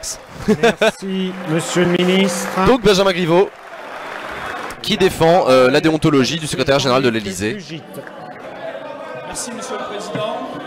Non sans troller les Républicains qui lisent assidûment Mediapart. Jean-Luc Fugit. De l'alimentation. Monsieur le ministre, le 25 avril dernier, avec les 3 ministres de la Transition écologique solidaire, de la Santé, de l'enseignement supérieur et de la Recherche, vous avez présenté le plan d'action pour réduire la dépendance de l'agriculture aux produits phytopharmaceutiques. Je tiens à saluer la démarche mise en œuvre pour élaborer ce plan. En effet, à partir d'une volonté politique claire et d'un projet initial porté par le gouvernement, une concertation lancée il y a 3 mois a permis aux acteurs économiques concernés, aux représentants de la société civile et aux collectivités locales de contribuer à enrichir le plan que vous portez. Ce plan n'apparaît pas comme un aboutissement, mais comme un point de départ, qui, selon le scientifique que je suis, place l'agriculture française sur une trajectoire positive qui peut et qui doit conduire à favoriser la transition vers une alimentation plus saine et un impact environnemental moindre. Le projet de loi dit agriculture, qui fait suite aux États généraux de l'alimentation et que nous débattrons dans cet hémicycle dans quelques jours, permettra lui aussi d'affirmer la volonté de faire de l'agriculture française un exemple européen en matière de réduction de son impact environnemental et sanitaire. En ce 9 mai, journée de l'Europe, il est important de rappeler et de souligner que le gouvernement a adopté une ligne claire au niveau européen en se positionnant systématiquement contre la prolongation ou le renouvellement de certaines substances. Nous l'avons vu à l'automne dernier avec le glyphosate et plus récemment le 27 avril où la majorité des États membres de l'Union européenne, dont la France, a décidé d'interdire 3 produits néonicotinoïdes de la famille des insecticides jugés dangereux pour les abeilles. Monsieur le ministre, pour mieux éclairer la représentation nationale sur le plan que vous portez avec vos 3 collègues, c'est une triple question que je vous pose. De quelle manière sera coordonné le déploiement du plan d'action? Quel accompagnement pour les acteurs, notamment les agriculteurs? Quelle part du grand plan d'investissement sera mobilisée pour atteindre les objectifs? Je vous remercie. Jean-Luc Fugit, qui est enseignant-chercheur chimiste, il est notamment docteur spécialiste de la question de la pollution de l'air, qui pose une question sur les produits phytopharmaceutiques. Monsieur le député, comme le glyphosate par exemple, les néonicotinoïdes. C'est Stéphane Travert, le ministre de l'Agriculture, qui va lui répondre. En place et de façon totalement concertée sa feuille de route de réduction de l'utilisation des produits phytopharmaceutiques. Le gouvernement coordonne ici un plan d'action ambitieux pour transformer les pratiques et accélérer la transition que nous souhaitons et que nous appelons tous de nos vœux. Ce plan d'action, il s'articule avec les plans de filière qui ont été élaborés, vous le savez, par les professionnels dans le cadre des États généraux de l'alimentation. Et cette logique de filière, elle est absolument essentielle pour moi parce qu'elle permet de mobiliser les professionnels de la production jusqu'à la distribution pour une transition vers des modèles agricoles moins dépendants des pesticides et qui soient à la fois matures, durables et qui puissent être rémunérateurs pour l'ensemble des producteurs. Parallèlement, des groupes de travail vont être mis en place pour approfondir des sujets spécifiques, les méthodes, les alternatives, le conseil, l'accompagnement des agriculteurs, l'information, la protection également des populations. Et enfin, sur le financement, je vous informe que le grand plan d'investissement, que les instruments du grand plan d'investissement pourront être mobilisés. Il pourra s'agir soit d'outils de subvention, le plan pour la compétitivité et l'adaptation des exploitations agricoles, les aides à la conversion à l'agriculture biologique, les mesures agro-environnementales et climatiques, soit un fonds de garantie en cours de finalisation avec le Fonds européen d'investissement qui permettra d'abaisser le niveau des garanties demandées par les financeurs aux exploitants agricoles. Putain, c'est technique. Vous voyez, monsieur le député, le gouvernement est totalement mobilisé, le gouvernement est à sa tâche sur cette question pour accompagner la transition agricole, pour accompagner l'agriculture française vers plus de résilience et une agriculture qui soit compétitive et rémunératrice pour les producteurs. Merci. C'est compliqué hein, quand on n'est pas spécialiste des questions agricoles et encore moins des questions... Manuela Quéclar-Mondésir, je tiens en votre nom à lui souhaiter la bienvenue en tant que député de la 2e circonscription de la Martinique, en remplacement de M. Bruno Nestor Azero, qui a démissionné le 23 avril dernier. Je saisis...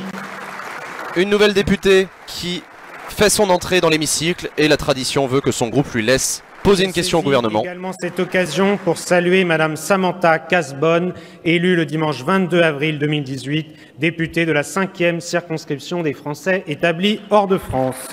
Et une deuxième nouvelle députée à qui on souhaite la bienvenue. Madame Manuela Quéclar-Mondésir, vous avez la parole. Et on écoute cette nouvelle députée martiniquaise. Permettez-moi pour mes premiers mots dans cet hémicycle de vous remercier de votre accueil sympathique, comme de ceux chaleureux de mes collègues du groupe GDR et du président André Chassaigne à mes côtés.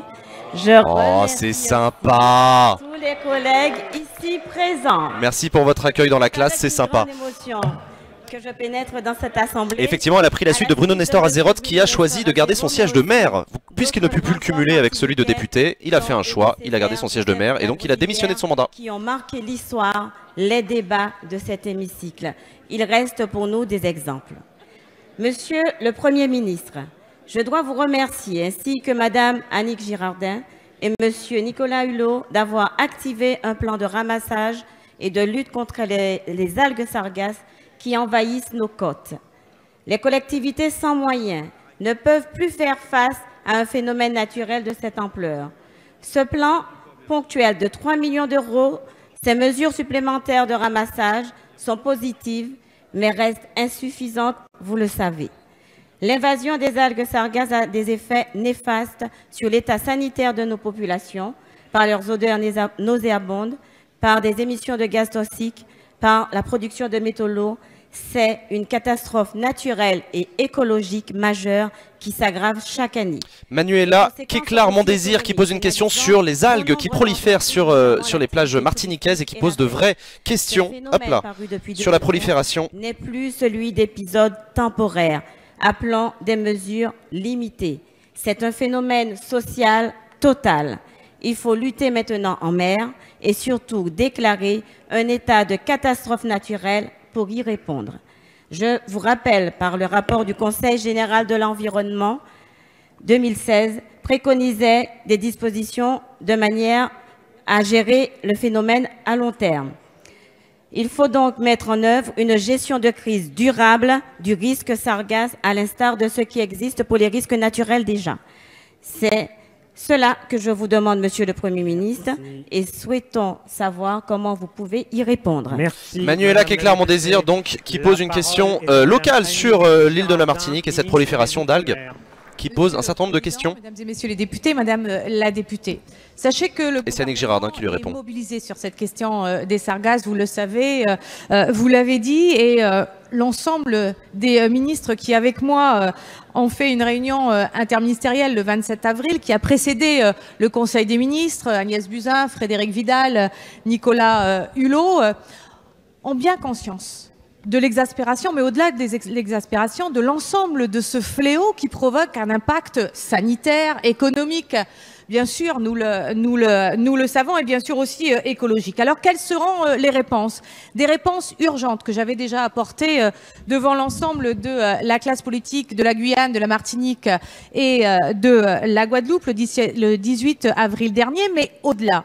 D'abord, un renfort des contrôles sanitaires. Ensuite, des moyens financiers portés aujourd'hui à 3 millions d'euros à la disposition des collectivités qui doivent s'équiper effectivement pour le ramassage. Parce qu'aujourd'hui, c'est la seule chose qu'on sait faire. Merci Belloz pour ton resub.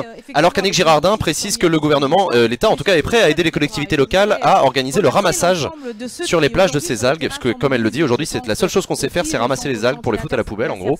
Pour éviter qu'elles pourrissent sur place en fait à cause du soleil, entre parties de ce que j'ai compris du sujet. Mais il faut et ensuite ça dégage des gaz toxiques, etc. C'est hyper dangereux. Il faut le faire dans la durée. Et dans la durée, c'est bien sûr un plan que nous allons mettre en place, des plans d'urgence locaux sargasses, parce qu'on a eu un manque de réactivité cette année. Et on a aujourd'hui des arrivages qui sont beaucoup plus massifs que ce qu'on a connu jusqu'à aujourd'hui, c'est-à-dire l'année 2015 qui avait été la pire. Il ne faut plus que ça arrive, il faut qu'on soit beaucoup plus rapide. Et ces plans, nous allons effectivement les mettre en place avec la nomination d'un préfet qui devra coordonner l'ensemble de ces actions. L'ADEME également qui sera mobilisée, qui fera des nouveaux appels à projets à hauteur d'1 million d'euros. La recherche qui doit être mobilisée, mais surtout un travail avec la région. Parce que les Antilles-Guyane ne sont pas les seuls à être effectivement touchés par ce fléau et nous devons y répondre aussi avec nos voisins. Merci. Merci, Madame la Ministre. Annick Girardin, donc, qui a été précise dans sa réponse et qui dit qu'il va falloir quand même faire beaucoup d'efforts pour réussir à lutter efficacement contre ce fléau. Alors que certains syndicalistes ont choisi de forcer la porte de notre parti, vous avez ouvert ce lundi la porte de Matignon à toutes les organisations syndicales. Jean-Marc Zulesi qui fait référence à une tentative d'invasion, je crois, de syndicalistes à Paris au siège du parti La République En Marche. Aux représentants des cheminots, une main tendue mais ferme. Oui, le gouvernement souhaite le dialogue avec l'ensemble des syndicats, mais il restera inflexible quant à ses ambitions pour le ferroviaire. Ces ambitions, nous les avons inscrites dans la loi, ici, à l'Assemblée, à une large majorité. Oui, nous en sommes convaincus. La fin du recrutement au statut au 1er janvier 2020, l'ouverture à la concurrence et le changement du statut de l'entreprise seront porteurs de progrès pour le rail et ses usagers. Alors que le texte sera examiné par le Sénat à la fin du mois, pourriez-vous nous préciser quels sont les points de la loi encore en négociation et quelles sont les prochaines étapes de la concertation? Enfin, parce que le rail irrigue nos territoires... Jean-Marc Zulesi, donc, qui pose la question à SNCF du jour. Où est-ce qu'on en est des négociations avec les organisations syndicales? Où est-ce qu'on en est de l'application de la loi sur le ferroviaire? Il est chef de projet au sein de la société Myrion Technologies, qui est une entreprise spécialisée dans la confection de détecteurs de radioactivité. Les bons vieux compteurs Gégère. D'une part, un investissement social pour les femmes et les hommes qui font la fierté de la SNCF. Et d'autre part, un investissement pour les infrastructures, piliers de la compétitivité du chemin de fer français. Pourriez-vous, Monsieur le Premier ministre, revenir plus en détail sur ces propositions essentielles pour le futur du ferroviaire? Je vous remercie. Ah, sa maman est retraitée de la SNCF, Jean-Marc Julézy. Intéressant à savoir. La parole est à Madame Elisabeth Borne, ministre. Et c'est Elisabeth Borne, la ministre du Transport, qui va répondre aux députés sur les négociations qu'elle mène avec le Premier ministre. Monsieur le député Zulesi, vous m'interrogez sur l'avancement de la réforme ferroviaire. Les réunions tenues lundi dernier autour du Premier ministre ont été l'occasion d'ouvrir la deuxième étape de cette réforme. Le gouvernement a passé un message de fermeté et d'ouverture. De fermeté, car nous l'avons redit, nous ne reviendrons pas sur les grands principes de la réforme adoptée très largement par votre Assemblée le 17 avril dernier. Mais également un message d'ouverture, parce qu'il reste des champs de discussion dans 3 domaines. Tout d'abord, le texte de loi peut encore être précisé ou complété dans la perspective de l'examen au Sénat. Je recevrai vendredi prochain les syndicats qui le souhaitent. 2 organisations syndicales ont indiqué vouloir proposer des amendements. Elle fait référence à la CFDT et à l'UNSA, au niveau de l'entreprise et qui sont les 2 syndicats qui sont prêts à proposer des amendements. J'ai demandé à la SNCF de préparer avec les organisations syndicales un agenda social d'ici au 23 mai. Et au niveau de la branche, les partenaires sociaux doivent avoir défini dans les 15 jours les thèmes précis et un calendrier de négociation permettant de compléter la convention collective d'ici fin 2019. Et je le dis, l'État s'engagera pleinement pour que les négociations aboutissent. Enfin, le gouvernement veut renforcer la SNCF. C'est tout le sens de la réforme engagée. Nous avons prévu un niveau d'investissement sans précédent. Nous sommes prêts à aller plus loin. Nous voulons aussi un plan de formation et d'adaptation des compétences ambitieux.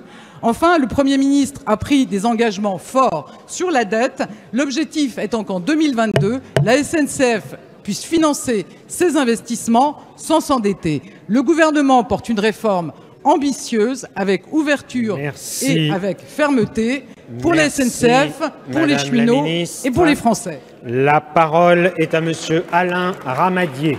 Voilà, c'était le point d'Elisabeth Borne sur où est-ce qu'on en est de la réforme du rail. On écoute Alain Ramadier, le député Les Républicains. Monsieur le Premier ministre, le 26 avril dernier, l'ensemble des élus de banlieue populaire ont salué la remise du rapport de Jean-Louis Borloo sur les quartiers prioritaires. Aujourd'hui, la représentation nationale attend avec impatience la décision du président de la République quant au fait de suivre certaines de ses préconisations. Mais alors que nous attendons les arbitrages de l'Élysée, je vais vous dire, Monsieur le Premier ministre, qu'il y a urgence dans nos villes de banlieue populaire. Ces quartiers ne sont pas des sous-quartiers d'une sous-république. Et pourtant, c'est ce que ressentent trop souvent malheureusement les habitants dans ces quartiers, car ils n'ont pas l'impression d'être logés à la même enseigne que ceux des grandes métropoles, et malgré les efforts déjà réalisés. Les maires de banlieue, agents publics comme bénévoles, sont aujourd'hui épuisés, las de voir fleurir les annonces aussi vite que fanent l'ambition qui les avait vus naître. Pouvez-vous entendre cette colère sourde des élus locaux à qui l'État donne toujours plus, tout en donnant toujours moins? Depuis maintenant près de 4 ans, la rénovation urbaine est à l'arrêt. Le NPRU devrait être doté de 5 milliards de budget. Le NPRU, c'est le nouveau plan de rénovation urbaine. Merci Bibop pour ton subscribe. Alors qu'Alain Ramadier pose une question sur le plan Borloo. Vous savez que Jean-Louis Borloo, l'ancien ministre qui a quitté la vie politique, mais continue à mener des projets. Il a rendu un plan qui demande à l'État beaucoup plus d'investissement dans les quartiers populaires. Alain Ramadier connaît très très bien les quartiers populaires. Il est adjoint au maire de la ville d'Aulnay-sous-Bois en Île-de-France. Il est d'ailleurs conseiller régional d'Île-de-France et il est ancien cadre bancaire. Les quartiers populaires, les quartiers de la politique de la ville créent 2 fois plus d'entreprises que partout en France, notamment dans mon département de Seine-Saint-Denis. Donnons donc à ce dynamisme les clés de la pérennité. Ma question, c'est marrant, le député Front National derrière qui a fait un mouvement des sourcils alors que le député Alain Ramadier disait que les quartiers politiques de la ville créent plus d'entreprises que le reste de la France. Merci Monsieur le député. La parole est à Monsieur Jacques Mézard, ministre de la Cohésion des Territoires. Et c'est Jacques Mézard donc qui va lui répondre sur les banlieues. Monsieur le député Ramadier, le constat que vous venez de faire, nous le partageons. Je voulais simplement vous dire en quelques mots que nous avons déjà pris des mesures. Et vous le savez, vous connaissez ce sujet puisqu'à Aulnay-sous-Bois, vous avez des responsabilités municipales depuis 1995 et vous y êtes directement confrontés. Nous avons déjà pris cette année des mesures qui vous concernent directement. Les mesures concernant les emplois francs, les mesures concernant la sécurité au quotidien, puisque votre commune y est retenue dans les 30 premières. Aussi, nous avons mis en place, avec le ministre de l'Éducation nationale, le dédoublement des classes en REP. Donc, un certain nombre de mesures ont été prises. C'est de la réalité. De la même manière, nous avons, de manière conséquente, augmenté la DSU dans ces communes. 110 millions d'euros de plus et privilégiés sur ces communes. Et la péréquation au niveau de l'Île-de-France a aussi permis des ajustements tout à fait positifs. Et puis, nous avons aussi voulu qu'il y ait ce travail de réflexion mené autour de Jean-Louis Borloo avec les équipes que nous lui avons aussi apportées et le travail les groupes de travail qui ont permis de faire participer plus de 15 000 personnes. Ce travail... Jacques Mézard qui se félicite du rapport Borloo. Des sujets qui sont montés... Auquel le gouvernement a participé donc. Fonctionnement de l'ANRU qui pose... L'ANRU, c'est l'Agence nationale du renouvellement urbain. C'est l'acteur central de la question du renouvellement urbain qui est évidemment au cœur du rapport Borloo, vous vous en doutez bien. En ordre de marche, nous y travaillons comme sur l'ensemble des autres sujets, que ce soit l'éducation, la petite enfance, la santé, car vous l'avez très bien rappelé, ce qu'il faut, c'est ramener la République au cœur de l'aménagement du territoire. Merci, Monsieur le Ministre. La parole est à Madame Ramlati Ali. Merci, Monsieur le Président. Monsieur le ministre des Affaires étrangères et de l'Europe, le 12 septembre 2017, vous signez avec votre homologue comorien, à l'occasion du 5e Haut Conseil paritaire France-Comores, une feuille de route intitulée « Vers un cadre propice à une circulation régulière des personnes en toute sécurité ». Cette feuille de route avait entre autres objets de créer les conditions d'une circulation légale et maîtrisée des biens et des personnes entre les îles de l'Union des Comores et le département de Mayotte, mais aussi l'approfondissement de la coopération bilatérale entre les deux pays. Cette feuille de route, Monsieur le ministre, avait alors suscité une vive émotion à Mayotte. Aussi, nous considérons nécessaire de chercher dans les discussions en cours avec les Comores d'apporter des gages suffisants, en particulier sur la question de la réadmission, le démantèlement des réseaux d'immigration clandestine entre les Comores et Mayotte, ainsi que la voie de la reconnaissance enfin par les Comores de la volonté des Mahorais d'une appartenance de Mayotte à la République française. Mes chers collègues, Monsieur le ministre, à travers cette demande, les Mahorais disent oui à la coopération régionale et non à une communauté de l'archipel des Comores dénuée de tout sens historique et politique. Monsieur le ministre, les Mahorais sont toujours inquiets face à l'insécurité, la pression migratoire et la non-reprise des reconduites à la frontière des expulsés.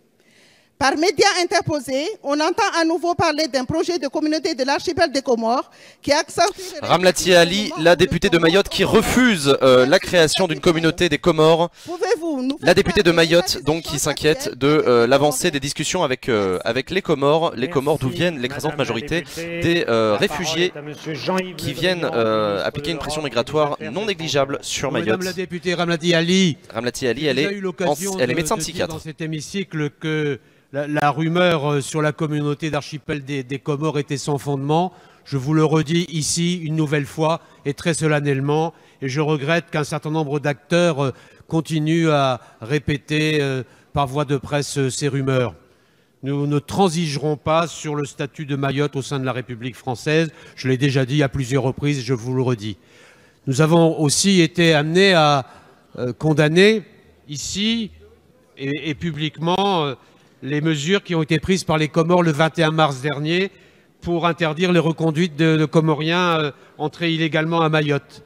Ces pratiques ne sont pas acceptables et face au blocage que nous avons pu constater sur la réadmission et face à la poursuite des arrivées d'immigrants irréguliers à Mayotte, nous avons décidé de suspendre la délivrance des visas demandés par les Comoriens vers la France depuis le 4 mai dernier jusqu'à nouvel ordre. Ah oui, d'accord, donc la France fait pression sur les Comoriens et le dialogue avec pour empêcher les Comores, pour essayer de lutter contre l'adoption par les Comores de règles qui empêchent la reconduite à la frontière des Comoriens. De lutter conjointement et efficacement contre les filières d'immigration illégale et que nous puissions aboutir à des actions concrètes de développement aux Comores. J'espère que la confiance et le dialogue que nous souhaitons permettront d'aboutir à ces résultats le plus rapidement possible. Mais sachez, Madame la députée, que nous ne transigerons pas sur le statut de Mayotte au sein de la République française.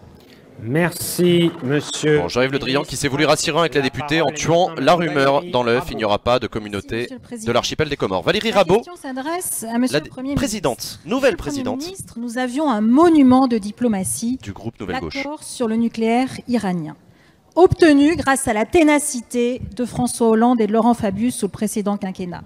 Et nous avons l'impression avec l'aide que de vous Barack le Obama regardez aussi. impuissant s'effondrer sous nos yeux. Nous avons entendu hier soir le président de la République, je le cite, appeler à travailler collectivement à un accord plus large, comme si la France voulait faire une concession à Donald Trump, alors que l'enjeu est de réaffirmer la solidité de cet accord. Car cet accord tient toujours.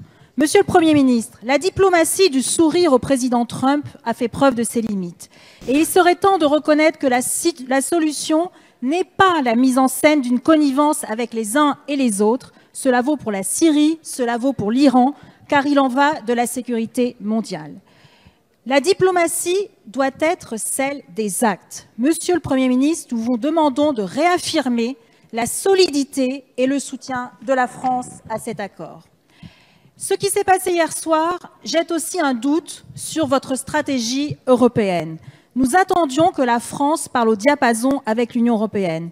Nous sommes fiers que la haute représentante de l'Union européenne ait dit clairement, et je la cite, « Ne laissez personne démanteler cet accord, c'est l'une des plus belles réussites jamais réalisées de la diplomatie et nous l'avons construite ensemble. » Dans le même temps, le président de la République tweetait vouloir élargir cet accord.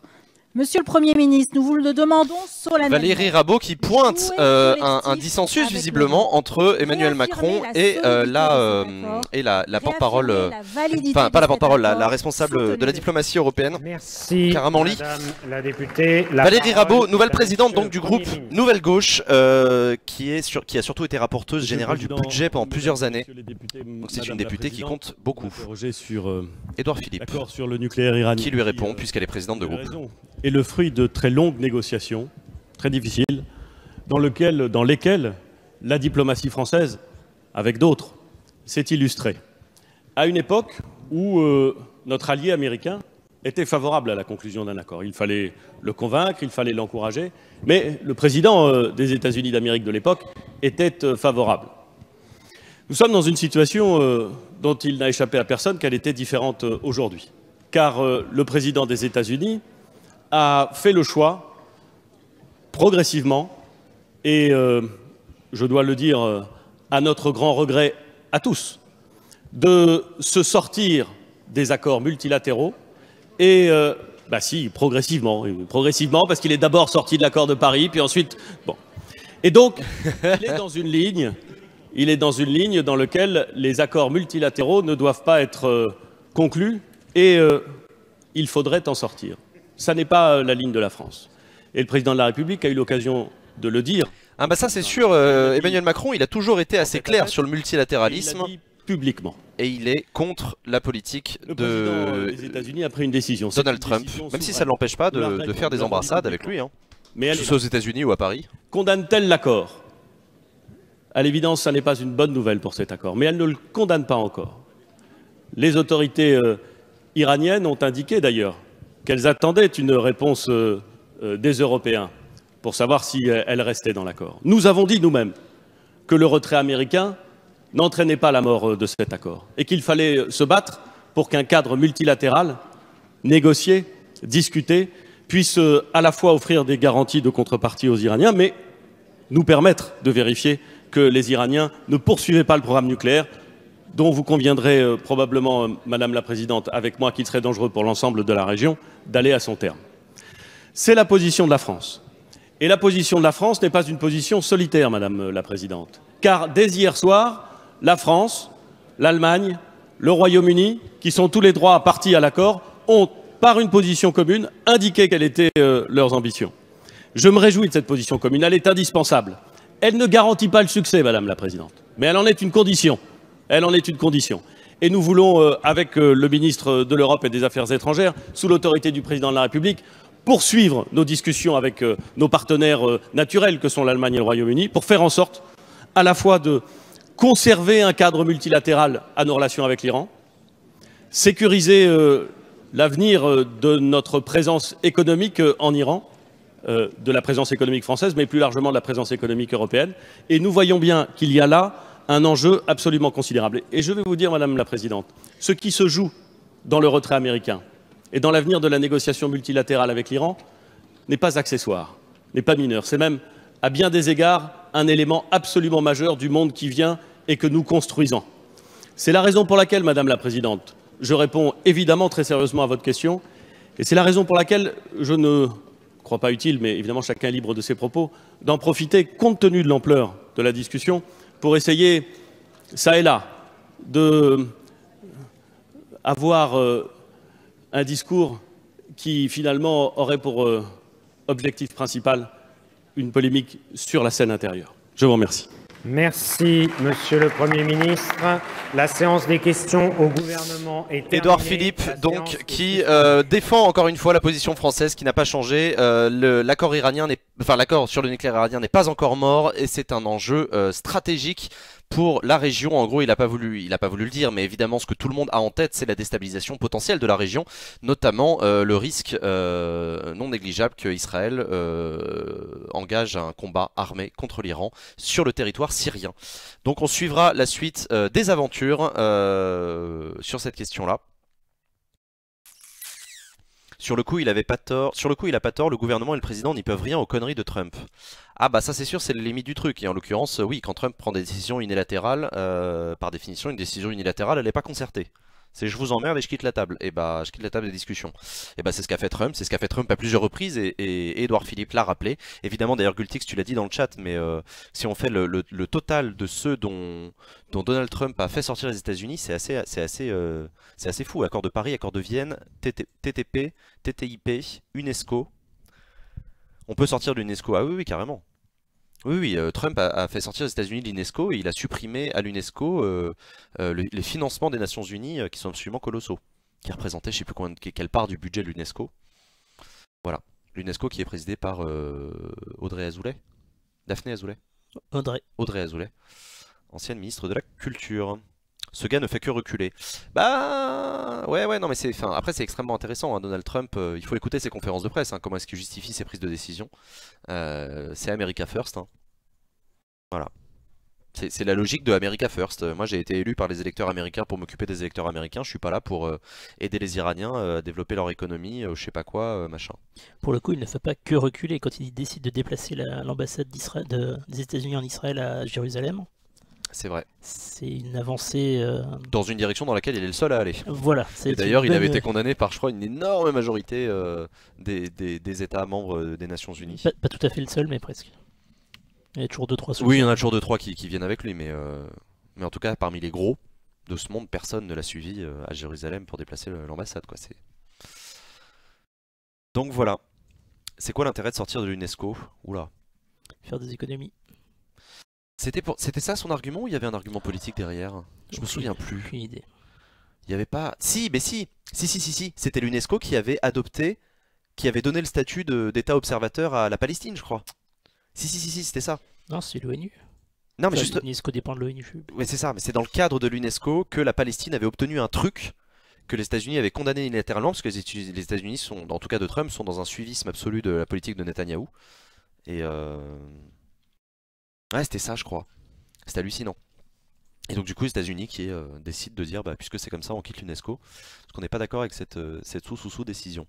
Non, ça aurait été une question, ça aurait été une séance hyper intéressante aujourd'hui. On a parlé de beaucoup de sujets, évidemment la réforme institutionnelle avec les annonces, les annonces de ce matin. Pas vraiment de nouveauté, mais l'adoption en Conseil des ministres du projet de loi de réforme constitutionnelle.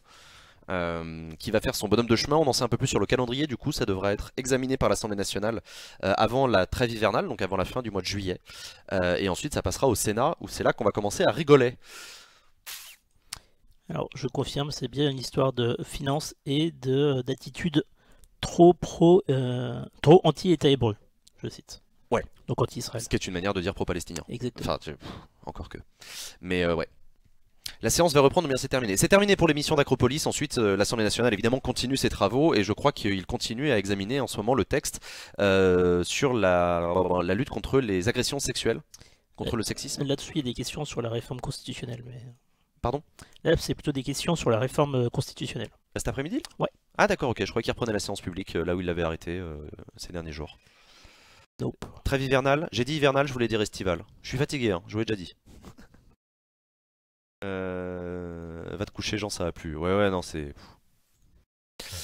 Donc voilà, je regarde un peu si vous avez des questions, n'hésitez pas, c'est le moment. On a parlé de plein de trucs. Ouais, vas-y. L'ordre du jour, c'est questions sur la réforme de nos institutions.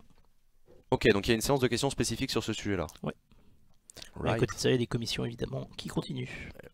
Ouais, d'accord. C'est le gouvernement qui répondra aux questions des députés sur la réforme des institutions. Ouais, donc en gros, il laisse Castaner et Griveaux. Je l'ai pas vu Castaner en séance. Ouais, c'est vrai, il était pas là aujourd'hui. Peut-être Nicole Belloubet? Sur la CJR, ouais, sur le CSM et la CJR sans doute. Ouais. Non, ouais, t'as raison, Nicole Belloubet, c'est logique.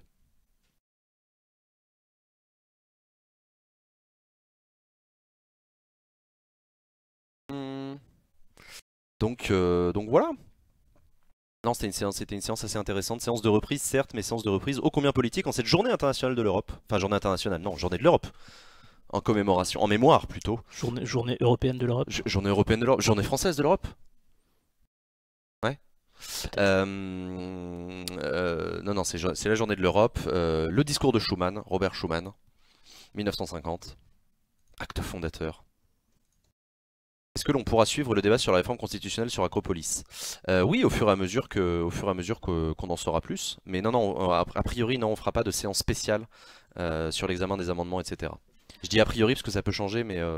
Sachant qu'en termes de calendrier, donc l'idée c'est que la première lecture à l'Assemblée soit adoptée avant les vacances cet été. Ouais. Et que ensuite ça aille au Sénat, et qu'il y ait certainement une deuxième lecture, etc. Donc ça va être long. Ça va être long, ça va être compliqué, ça va être hautement politique. On en parlera évidemment dans les différentes émissions d'Acropolis, parce que de toutes les façons on continuera à faire les questions d'actualité au gouvernement. Mais en l'état actuel, on peut pas vous proposer de couverture des débats parlementaires.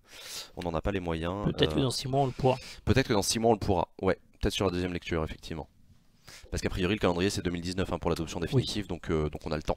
Tout comme la loi Pacte, donc je me suis renseigné et effectivement l'échéance a été repoussée. Ça devait être présenté aujourd'hui et finalement non. La journée de l'Europe devait être fériée. Ouais, effectivement. C'est le 8 mai 45 qui est férié, mais pas le 9 mai 50. Une demande notamment des jeunes Européens. Les jeunes Européens demandent ça? Ouais. Ah, c'est marrant. Tous les ans, ils font cette demande. Et bah, non, je sais pas, vous en pensez quoi? Faites des dons sur Tipeee et abonnez-vous à Twitch pour que Acropolis ait les moyens. Effectivement. Merci Navakrel, merci beaucoup. C'est quelle ONG que Trump a cessé de financer pour les mêmes raisons que pour l'UNESCO? Il me semble que ça avait un rapport, l'éducation et l'enfant et la Palestine. Ah bah c'est l'UNESCO, hein. L'UNESCO c'est l'organe des Nations Unies chargé de l'éducation et de la culture.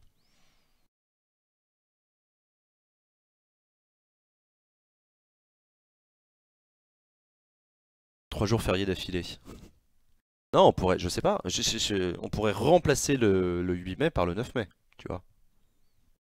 On pourrait dire que le 8 mai 45 n'est plus férié, mais que le 9 mai, journée de l'Europe. Après, j'en sais rien, je sais même pas si c'est une bonne ou une mauvaise idée, après ça dépend de chacun. Et je suis pas sûr que ça ferait plaisir à François Asselineau, par exemple, d'avoir une journée de l'Europe fériée, tu vois. Je suis pas sûr qu'il reprendrait 2 fois des pâtes ce jour-là, lui.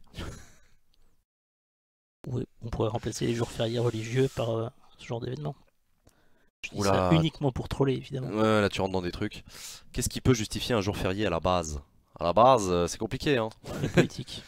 C'est politique, c'est un rapport avec le droit du travail, c'est... Historique aussi. C'est historique, évidemment. Le 8 mai 45, c'est voilà, capitulation nazie. Il y avait aussi des suggestions pour que les jours des attentats de Charlie Hebdo ou des attentats du Bataclan soient... Ouais, deuil national. Soient fériés. Ouais. Allons supprimer tous les jours fériés religieux déjà si on veut un débat sain et intelligent. Qui décide des jours fériés? C'est une bonne question, ça. Bah, c'est l'État, donc le gouvernement, enfin donc la loi. Parce que jour férié, techniquement, c'est dans le code du travail, d'une part, et c'est dans le code de l'éducation, sur le calendrier scolaire. Mais fondamentalement... Alors je ne sais pas, mais j'ai un contre-exemple. C'est quoi? Le lundi de Noël, enfin le... Lundi de Pentecôte? Le 24 décembre est férié, que je ne dise pas de bêtises, il me semble que le 24 décembre est férié en Alsace. Bah, Et ouais, pas seulement le 25. c'est possible parce qu'ils sont pas sous la loi de 1905 sur la séparation de l'Église et de l'État. Donc en Alsace, c'est possible qu'en Alsace, je ne sais pas, mais c'est possible qu'en Alsace on célèbre la naissance de Jésus le Christ, notre Sauveur. Bah, c'est le 25 ça, Noël.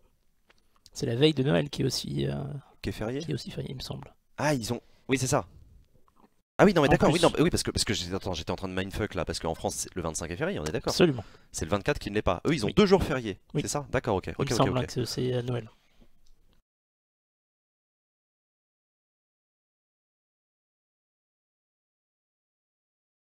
Faudrait se mettre d'accord sur religieux, Noël c'est religieux ou pas, compliqué.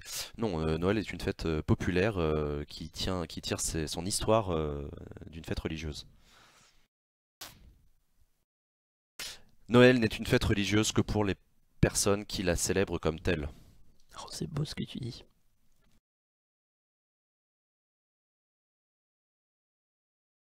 Les Antilles ont l'abolition de l'esclavage en jour férié, effectivement.